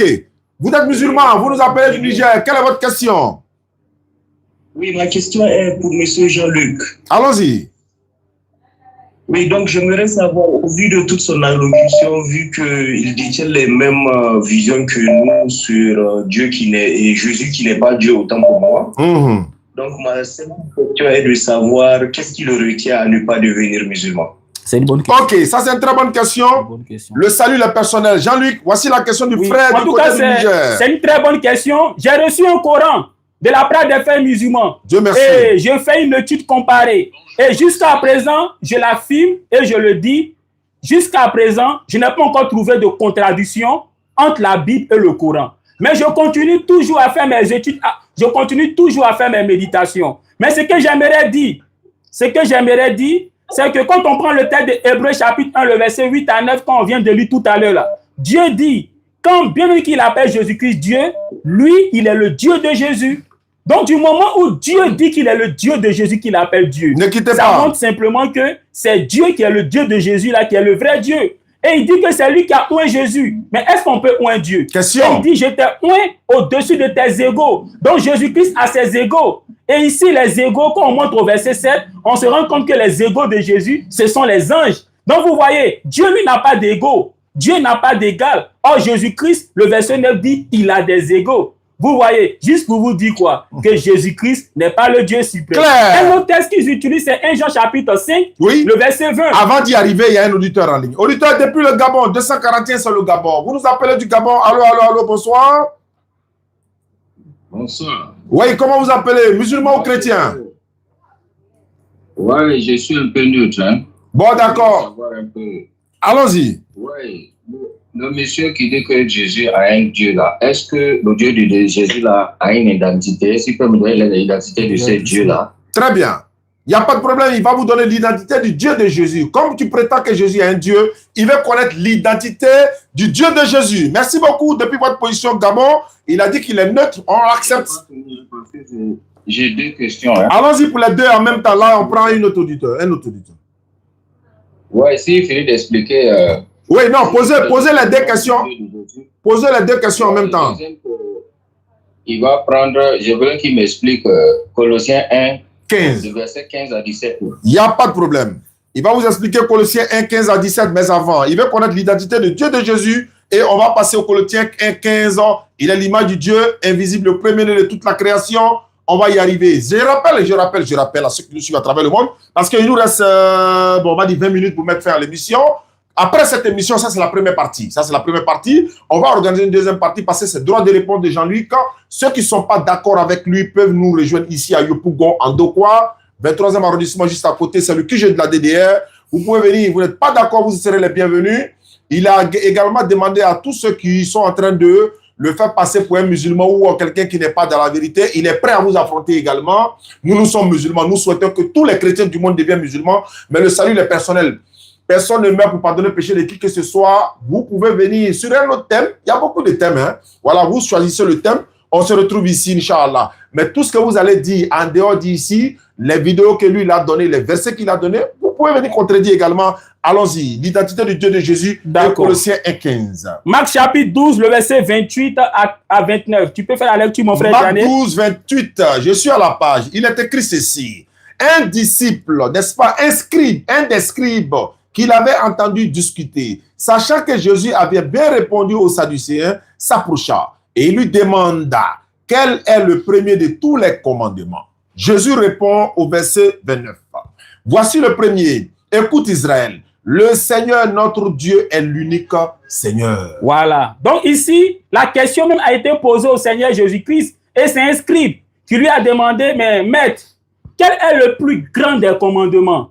Et le Seigneur lui répond, écoute, ô Israël, l'Éternel, notre. Donc ici, Jésus-Christ utilise le notre pour dire que l'Éternel est son Dieu et aussi le Dieu d'Israël en disant notre Dieu. Donc ici, le Dieu suprême là, c'est l'Éternel qui est le Dieu de Jésus et le Dieu d'Israël. Jésus-Christ dit, l'Éternel, notre Dieu, est unique. Et cet Éternel-là, en Exode chapitre 3, le verset 13 à 15, tout à l'heure, j'ai intervenu lorsque Moïse lui a dit, mais je vais vers les enfants d'Israël, il me demande quel est ton nom. Dieu a donné la signification de son nom. Il dit son nom signifie je suis, c'est-à-dire l'Éternel, c'est-à-dire Al-Kayou, celui-là qui subsiste par lui-même. Et au verset 15, il donne son nom, qui est YHWH. Et certaines Bibles le traduisent par Yahweh, d'autres par Yahvé, d'autres par Jéhovah. D'autres préfèrent mettre la signification du nom qui est l'Éternel, comme le fait Louis II. Vous voyez. Alors, je voulais rapidement qu'on examine encore le texte de 1 Jean, chapitre 5, le verset 20. Effectivement, 1 Jean 5, 20, voilà, c'est un verset que les chrétiens utilisent très trop souvent. 1 Jean 5, verset 20. Je suis à la page. Il est écrit ceci. Nous savons aussi que le Fils de Dieu est venu et qu'il nous a donné l'intelligence pour connaître le véritable, et nous sommes dans le véritable en son Fils Jésus-Christ, point. C'est lui le Dieu véritable et la vie éternelle. Petit enfant, gardez-vous des idoles. Donc vous voyez, ça c'est un texte que beaucoup de mes frères chrétiens utilisent à tort. Il a dit quoi? Nous savons que le Fils de Dieu est venu. Donc déjà, Jean nous dit quoi? Que ce n'est pas Dieu qui est venu, c'est son Fils qui est venu. Jean 3, verset 16. Dieu a tant aimé le monde qu'il a fait quoi? Qu'il a envoyé son Fils. Le Dieu qui a tant aimé le monde, là, c'est lui qui est Dieu. C'est lui qui est le vrai Dieu, c'est lui qu'on adore. Ce n'est pas lui qui est venu, il a envoyé son Fils. Jean dit, nous savons que le Fils de Dieu est venu. Et quand il est venu, qu'est-ce qu'il a fait? Il nous a donné l'intelligence pour connaître qui est le véritable. Et non pour le connaître, lui, le Fils de Dieu. Donc, quand il est venu, là, son but était de nous aider à connaître le véritable et non à le connaître, lui, le Fils de Dieu. Vous voyez? Et Jean dit, Maintenant qu'il nous a fait connaître le véritable, grâce à lui, nous sommes en union avec ce véritable-là. Et il dit, c'est lui le Dieu véritable et la vie éternelle. Donc c'est lui-là, c'est mis pour le véritable que le Fils de Dieu est venu faire connaître. Vous voyez, donc c'est lui le vrai Dieu et la vie éternelle. C'est nul autre que le véritable que le Fils de Dieu est venu faire connaître. Et c'est d'ailleurs pour ça que Jésus-Christ, en Jean toujours au chapitre 17, le verset 1 à 3, lorsqu'il s'adresse au Père, au verset 3, il dit, « Oh, la vie éternelle, c'est qu'ils te connaissent, toi, le seul vrai Dieu. » Donc Jésus-Christ lui-même appelle le Père le seul vrai Dieu, en disant le seul, c'est exclusif. Et il dit, Jésus-Christ que tu as envoyé. Donc lui-même, il reconnaît qu'il est un envoyé. Jean 3, verset 7, Dieu a tant aimé le monde qu'il a envoyé son Fils. Certains me diront, mais Jésus-Christ est fils de Dieu. Oui, il est fils de Dieu. Tout comme les anges sont fils de Dieu. Genèse chapitre 6, le verset 1 à 2. Les anges sont appelés fils de Dieu. Job chapitre 38, le verset 7. Les anges encore sont appelés fils de Dieu. Luc chapitre 3, le dernier verset. Adam est appelé fils de Dieu. Et toi, bien-aimé qui m'écoute, Jean chapitre 1 dit quoi? À tous ceux qui l'ont reçu, la parole a donné le pouvoir de devenir enfant de Dieu. Donc toi aussi, tu es fils de Dieu. Donc fils de Dieu, là, ça ne s'applique pas seulement à Jésus. Ça s'applique aux anges, ça s'applique à Adam, ça s'applique à toi et moi. C'est pour ça que Jésus-Christ, dans le sermon sur la montagne, en Matthieu chapitre 5, qu'est-ce qu'il dit?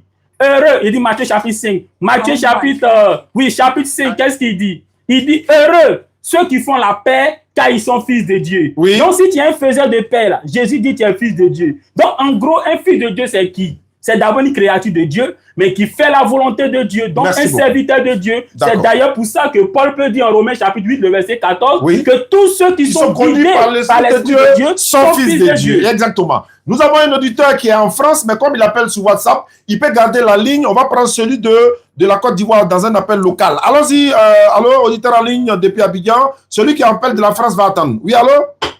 Allô, monsieur, excusez-moi. Oui. J'ai une question au pasteur. Oui, allons-y. Comment vous appelez? Vous nous appelez d'où? C'est le Covenant. Oui. Vous êtes chrétien? La vérité. Ok, allons-y. C'est très bon de demander de chercher la vérité. Et vous trouverez, Jean 8,32 le dit. Allons-y, votre question. Ok. En fait, il avait dit que dans Apocalypse 1, verset 7 là. Oui. Que à la fin, on dit Amen. Amen. Oui. Il a dit qu'à partir du verset 8, c'est un autre Dieu qui parle. C'est ça. C'est ce qu'il a dit. Il a bien senti. C'est ça. Oui. Il continue ça. Oui, il dit c'est ça. Oui, oui, c'est ça, c'est ça. Ok. Maintenant, quand il a dit que dans le verset 8, il a dit, je suis l'enfant de l'Oméga là. Qui parlait, c'est quel Dieu qui parlait? C'est le Seigneur Dieu qui a donné la révélation à Jésus là. Celui de la part de qui, Jean dit au verset 4, de la part de celui qui est assis sur le trône, celui qui est, qui était et qui vient, et de sept esprits qui sont devant son trône. Donc, en fait, le Seigneur Dieu là, c'est celui-là. Donc, pour comprendre le verset 8, c'est simple. Pour comprendre le verset 8, il faut commencer par le verset 1 de Apocalypse chapitre 1. D'abord, le verset 1 dit « Révélation de Jésus-Christ que Dieu lui a donné ». Donc, ici, il y a Dieu et puis il y a Jésus. Donc, Dieu donne la révélation à Jésus. Et Jésus, maintenant, il donne ça à Jean en envoyant un ange. Et maintenant, au verset 4, Jean dit « De la part de Dieu qui est assis sur le trône ». Et il précise qui est Dieu. Il dit « Celui qui est, qui était et qui vient, et des sept esprits qui sont devant son trône ». Et au verset 5, il dit « Et de la part de Jésus-Christ ». C'est vrai, puisque cette révélation-là, elle vient de la part de Dieu et de Jésus-Christ. Donc, c'est pour ça qu'il dit « De la part de Dieu qui est assis sur le trône », en précisant que Dieu, c'est celui qui est, qui était et qui vient, et de la part de Jésus-Christ. Tu vois, et quand il finit de dire ça maintenant au verset 8, Dieu maintenant parle en disant « Je suis l'alpha et l'oméga », dit le Seigneur Dieu, et en précisant que c'est lui qui est celui qui est, qui était et qui vient. Référence au verset 4. D'accord, donc si je comprends bien, quand tu dis alpha et l'oméga, c'est pas Jésus que tu parlais. Non, c'est simple. C'est simple. Il faut relire et tu vas te rendre compte que dans la Bible, Jésus-Christ n'a jamais employé l'alpha et l'oméga. Si quelqu'un pense que Jésus-Christ a employé l'alpha et l'oméga, qui cite le passage, vous allez voir que ce n'est pas Jésus qui parle. On peut prendre un autre texte, tu vas voir. Apocalypse chapitre 21. Prenons Apocalypse chapitre 21, tu vas voir. Il va comprendre rapidement. Okay. Apocalypse chapitre 21. Tu vas voir qui dit je suis l'alpha et l'oméga là. Apocalypse chapitre 21, le verset 5 à 6. Apocalypse 21, 5 à 6. Je suis à la page.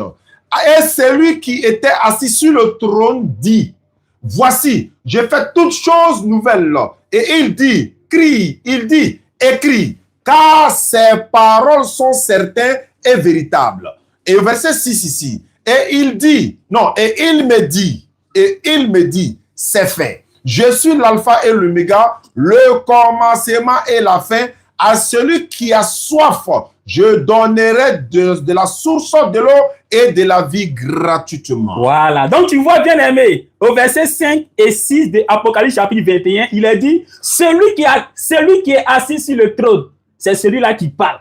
Il dit, voici, j'ai fait toutes choses nouvelles. Et au verset 6, il dit, je suis l'alpha et l'oméga, dit le Seigneur Dieu. Donc, tu vois, c'est Dieu qui est assis sur le trône qui parle. Tu vois, c'est lui qui Merci parle. beaucoup, auditeur.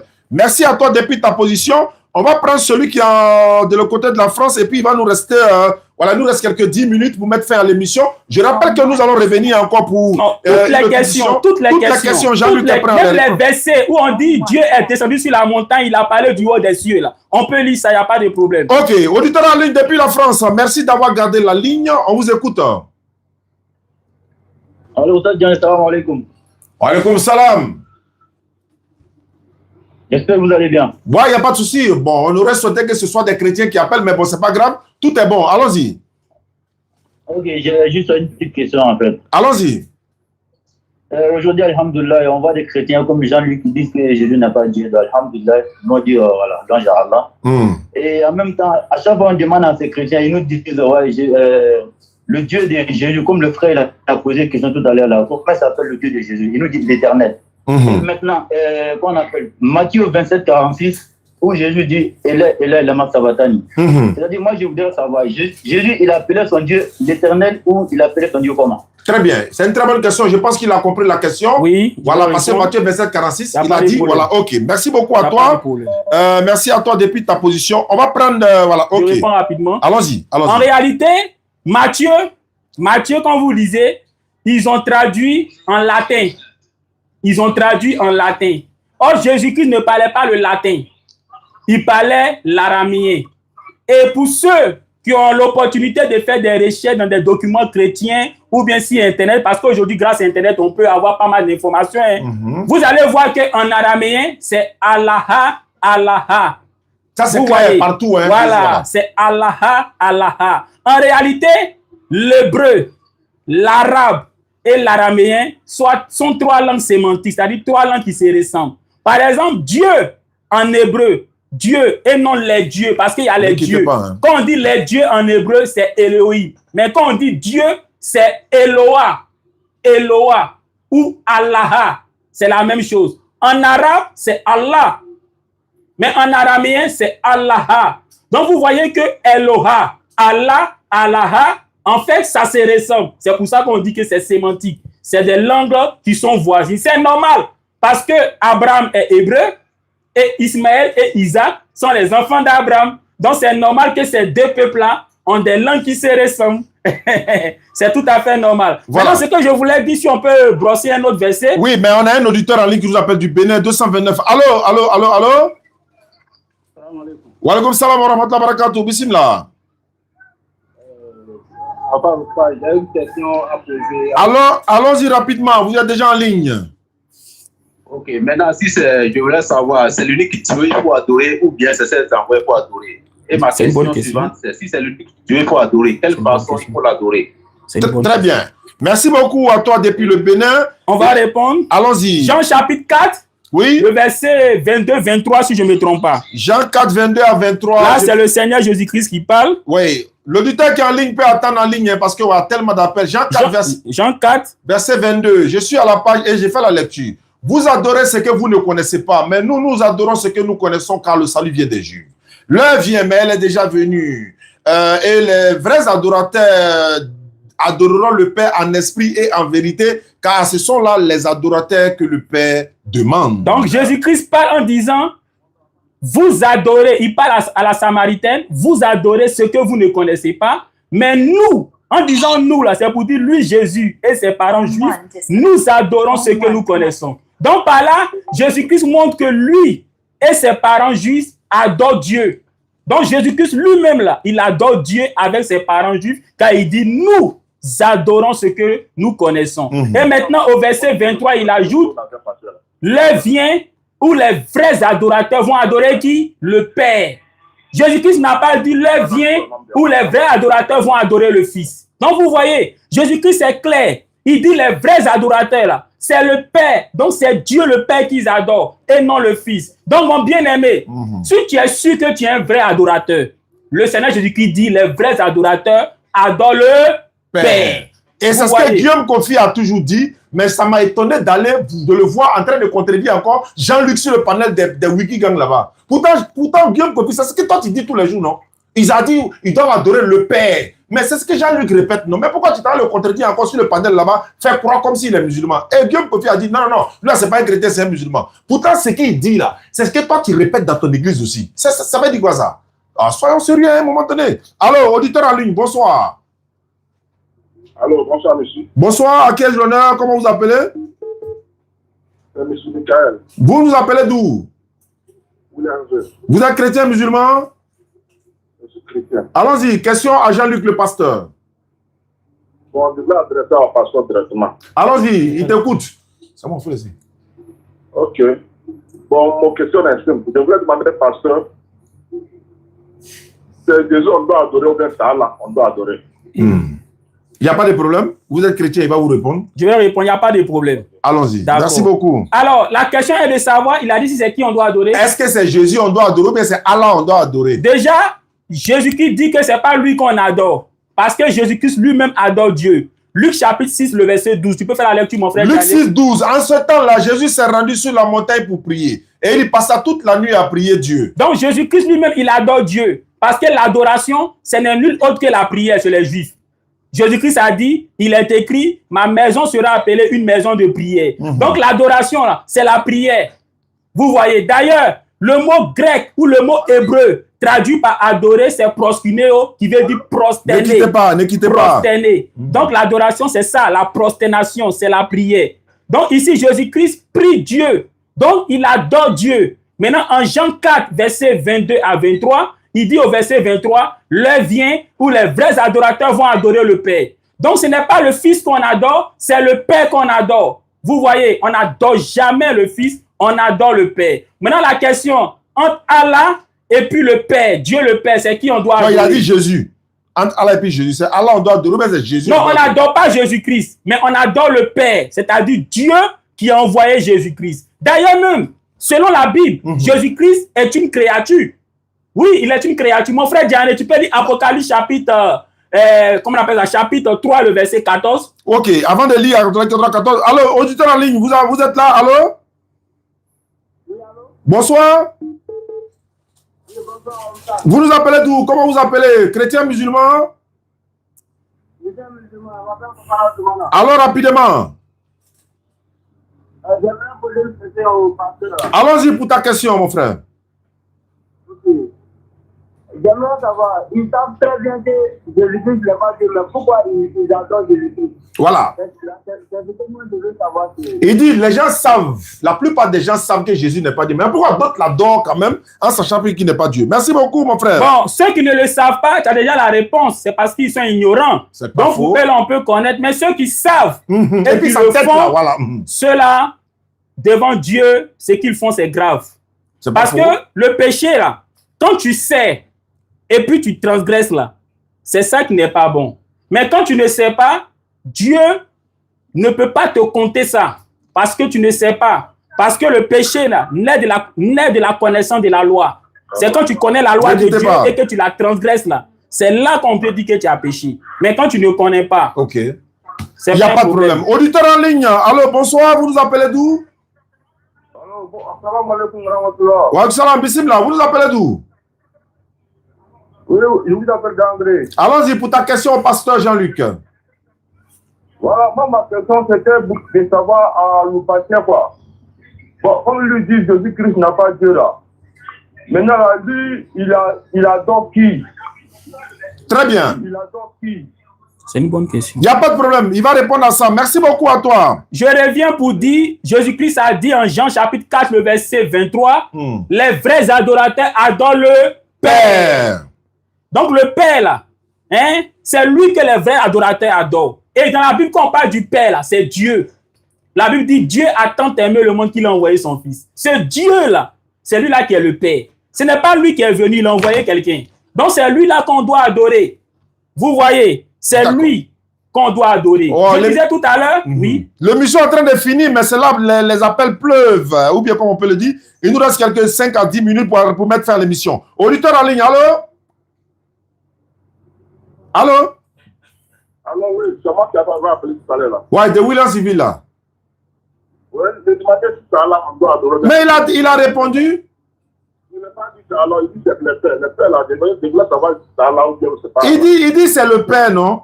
Ou maintenant c'est le mot Allah, toi tu veux quoi? Non, je peux répondre, je peux répondre. Ouais, d'accord, il te demande. D'accord. Alors, merci. Moi je suis pasteur. Je disais que je lis le Coran pour faire une étude comparative. Et jusqu'à aujourd'hui, je me rends compte que les chrétiens et les musulmans, en fait, on a le même Dieu. Je t'explique. Abraham, là, c'est le père de tous les croyants. C'est Abraham qui a mis au monde Isaac et c'est Abraham qui a mis au monde Ismaël.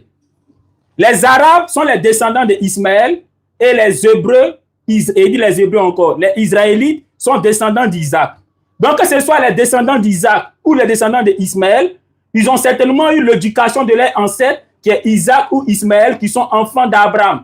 Donc, certainement que ces deux peuples-là, ils savent au moins qui est le vrai Dieu. C'est d'ailleurs pour ça que chez les Juifs, Dieu, là, on dit Eloah, tandis que chez les Arabes, on dit Allah. Donc, tu vois que ça se ressemble. Tu comprends? Mais moi, je ne peux pas te dire tout de suite, hein, que le Dieu de la Bible est le Dieu du Coran.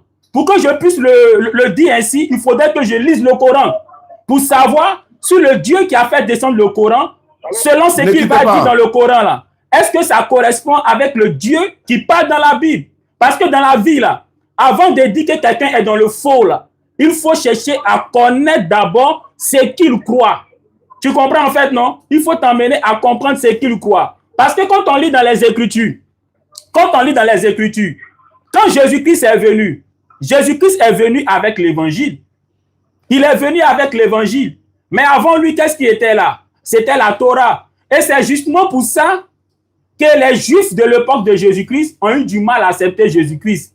Donc peut-être, je dis bien peut-être que les musulmans, si on essaye de lire les livres, peut-être qu'on sera surpris de comprendre que, en fait, c'est une continuité prophétique. C'est-à-dire que c'est quelque chose qui avait été annoncé dans la Bible et peut-être qu'il se réalise avec l'arrivée du prophète de l'islam, le prophète Mohammed.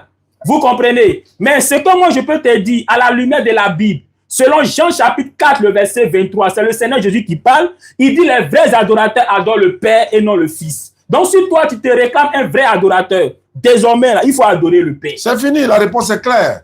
Voilà. Et si c'est une question qui a été posée à un musulman, il a la réponse du musulman. Lui, il a donné sa réponse. Auditeur en ligne, allô? Allô, bonsoir. Bonsoir, vous nous appelez d'où? Comment vous vous appelez? Vous êtes musulman ou chrétien? Je suis Camille. Ouais. Je voudrais savoir. J'ai une question, comment on l'appelle, au pasteur Jean-Luc. Allons-y. Entre l'islam et le christianisme, quelle est la vraie religion? J'aimerais qu'il me réponde. Voilà, franchement. Entre l'islam et le christianisme, quelle est la vraie religion selon lui? Voilà. Ouais, lui, les kémites, non? Et ils adorent les ancêtres, là. Tu vois, les morts, les fétiches ou autres, là. Donc, lui, les musulmans et les chrétiens, les musulmans et les chrétiens se réclament tous d'Abraham. Donc, il veut savoir, entre l'islam et le christianisme, quelle est la vraie religion? Comme lui, il est égaré déjà. Non, je réponds, il n'y a pas de problème. Lui, il est déjà perdu. En tout cas, donc, lui, il se cherche. Si tu entends par christianisme l'enseignement de la Bible, si tu entends par christianisme l'enseignement de la Bible et non l'enseignement des églises, parce que je te le dis, l'enseignement des églises aujourd'hui, pour quelqu'un qui lit la Bible, tu vas te rendre compte que c'est le jour et la nuit. Maintenant, si toi tu entends par christianisme l'enseignement de la Bible, je dirais que c'est le christianisme en tant qu'enseignement de la Bible. Mais je ne dis pas que l'islam est faux, parce que je ne connais pas le contenu de leur doctrine. Je ne sais pas si on se comprend. Mais ce que je vais te dire, si tu parles de christianisme en tant que l'enseignement de la Bible et non l'enseignement des églises, le christianisme est vrai. C'est pas fini. Maintenant, si tu parles du christianisme en tant que les églises qu'on voit aujourd'hui, là, là c'est faux. Voilà. Parce qu'aujourd'hui, là, la plupart des pasteurs, là, si aujourd'hui on demande à la Rose-Croix de Côte d'Ivoire de faire sortir la liste des adhérents, on va trouver beaucoup de pasteurs là-bas. Si on demande à la loge mystique de Côte d'Ivoire de faire sortir la liste de leurs adhérents, on va trouver beaucoup de pasteurs qui vont les voir pour avoir la puissance. Si on demande à la loge mystique du Bénin de faire sortir la liste de ceux qui viennent les voir, les consulter, on va trouver beaucoup de pasteurs qui vont là-bas. Donc, si c'est de ceux-là que tu parles, en parlant de christianisme, là, je dirais qu'on ne doit pas les suivre. La question est tellement bien répondue. Maintenant, lui-même, là, lui qui est un féticheur, là, qui adore ses ancêtres qui sont déjà morts, là, nous, on sera des ancêtres dans 100 ans. Hein. Je te rappelle. Moi-même, je serai ancêtre de quelqu'un dans 100 ans. Donc, toi qui es un féticheur qui adore tes ancêtres qui sont déjà morts là-haut, entre toi qui adore tes ancêtres aujourd'hui, là, et les ancêtres qu'ils ont adorés hier, là, quel est le vrai ancêtre qu'on doit adorer? Voilà, voilà. Donc, l'émission est terminée, malheureusement ou heureusement. Jean-Luc, vraiment, on va te donner au moins 5 minutes de conclusion. On ne va plus prendre d'appel. Je rappelle à ceux qui nous suivent à travers le monde que c'était le pasteur Jean-Luc pour la première partie du droit de réponse. Celui qui n'est pas d'accord, il est prêt à affronter Jean-Luc dans un esprit bien apaisé, bien sûr, d'un débat ou d'un échange. Vous êtes le bienvenu ici au bureau. Vous prenez rendez-vous. Même si vous dites demain, on vous reçoit. Donc, tous ceux qui étaient en train de le critiquer sur la toile et autres, là, il est là, il est prêt à vous répondre. Vous appelez ou encore vous prenez rendez-vous, vous venez vous asseoir devant lui. Il est mieux parce que vous allez taper un Makiwara vous seul. Toi, tu es seul, tu tapes Makiwara, tu dis tu es fort. Non, venez corps à corps, face à face. Et puis on s'assoit, on débat tranquillement, on n'est pas obligé d'être d'accord. Tu es kémito, tu es féticheur, tu adores tes grands-pères là, il faut venir ici. On vient, on s'assoit et puis on en parle. Merci beaucoup. Donc Jean-Luc, tu as 5 minutes pour conclure l'émission. Et puis on va se retrouver dans une prochaine édition. Je dis que c'est la première partie de l'invité de la rédaction. Jean-Luc, droit de réponse, première partie. Allons-y, tu as 5 minutes pour conclure. Encore une fois, shalom, shalom. Donc, les frères de la VAR avec le pasteur Mena, moi, j'aimerais venir sur votre panel pour qu'on échange. Ce que vous pensez que c'est la vérité et ce que moi, je pense que c'est la vérité selon la Bible, on va débattre. Et les gens qui sont là pour regarder vont eux-mêmes tirer la conclusion. C'est tout simple. C'est tout simple. Moi, je viens, toi-même, tu choisis le modérateur. Voilà. Et puis, tu as un temps de parole, j'ai un temps de parole. Ou encore, tu peux même intervenir sur le live de Diané. Voilà. Et je crois que vous allez vous entendre sur comment ça va se passer. Mais le plus important, comment faire pour que la vérité éclate? Parce que malheureusement, aujourd'hui, nous suivons les hommes et non la Bible. C'est ça aujourd'hui. Nous suivons les hommes et non la Bible. Lorsque nous lisons notre Bible, Jésus-Christ est un envoyé de Dieu. Et tous les miracles qu'il a fait, c'est parce que Dieu lui a donné la puissance de le faire. Jean chapitre 3, le verset 1 à 2, Nicodème dit à Jésus, personne ne peut faire les miracles que tu fais si Dieu n'est pas avec lui. Vous voyez? Donc, tous ces miracles qu'il a fait là, c'est tout simplement parce que Dieu était avec lui. Quand les gens lui ont dit, tu chasses les démons par le pouvoir de Belzébuth, il leur a dit quoi? Il leur a dit que je chasse les démons par le pouvoir de Dieu ou encore par le doigt de Dieu. Donc, c'est la puissance de Dieu qu'il prenait pour chasser les démons et non lui-même sa propre puissance. Lorsqu'il devait ressusciter Lazare, Jean chapitre 11, il a dit, Père, je sais que tu m'exauces toujours. Et Marie lui a dit quoi? Maître, je sais que tout ce que tu demandes à Dieu, Dieu te le donnera. Et il a prié, il a dit à Lazare, sors, Lazare est sorti. Donc, c'est Dieu qui l'exauce. C'est Dieu qui l'exauce. Tout ce qu'il a fait là, c'est Dieu qui lui a permis de le faire. Même quand il est mort, à des apôtres dit quoi? Le Dieu de nos ancêtres a ressuscité Jésus-Christ. Donc ce n'est pas Jésus lui-même qui s'est ressuscité, c'est encore Dieu qui l'a ressuscité. Aujourd'hui, Jésus-Christ s'est glorifié, il est à la droite de Dieu. Mais attends, quand on dit qu'il est à la droite de Dieu, ça veut dire quoi? Ça veut dire que tu n'es pas Dieu. Parce que normalement, s'il est Dieu, on ne doit plus dire la droite de Dieu. On doit dire il est ressuscité et maintenant il a pris sa place de Dieu. Parce que la droite de Dieu n'est pas Dieu. Donc du moment où il est à la droite du trône de Dieu, ça veut dire qu'il est auprès de Dieu. Ça veut dire qu'il est à côté de Dieu. Il a une position de faveur, mais il n'est pas Dieu. Il n'est pas Dieu. Alors les frères, soyons des hommes qui respectent l'écriture, qui croient uniquement en l'écriture et non qui suivent les dénominations. Que le Seigneur vous bénisse. Amina. Alhamdulillah Rabbil Alamin. Wa salatu wa salam ala Rasulillah. C'était l'invité de la rédaction, première partie avec Jean-Luc dans le studio de la DDR. Vous êtes les bienvenus, vous serez les bienvenus, vous serez peut-être nos prochains invités. On vous reçoit ici. Hein. Jean-Luc va être présent, vous également vous serez présents. Et puis voilà, dans la convivialité, on va échanger, n'est-ce pas, dans cette fraternité, dans cette ambiance, voilà, sans querelle, sans animosité. Il a donné sa part de vérité. Vous n'êtes pas d'accord avec lui, c'est votre choix. Il n'est pas le premier à contester tout ce qu'il est en train de dire aujourd'hui. Il n'est pas la première personne. Les témoins de Jéhovah le disent tous les jours. Il y a beaucoup d'évangéliques qui ne sont pas d'accord avec lui. Donc, vous n'êtes pas d'accord avec quelqu'un, c'est votre droit. Nous, on n'est pas d'accord avec vous. Vous n'êtes pas d'accord avec nous. C'est votre droit également. Donc, mais le droit lui revient aussi de ne pas être d'accord. C'est ça aussi le droit. Et merci beaucoup. Et on a lu les Écritures. Jean 8:32, vous connaîtrez la vérité vous affranchira. On se retrouve demain dans une prochaine édition. Merci beaucoup et à la prochaine.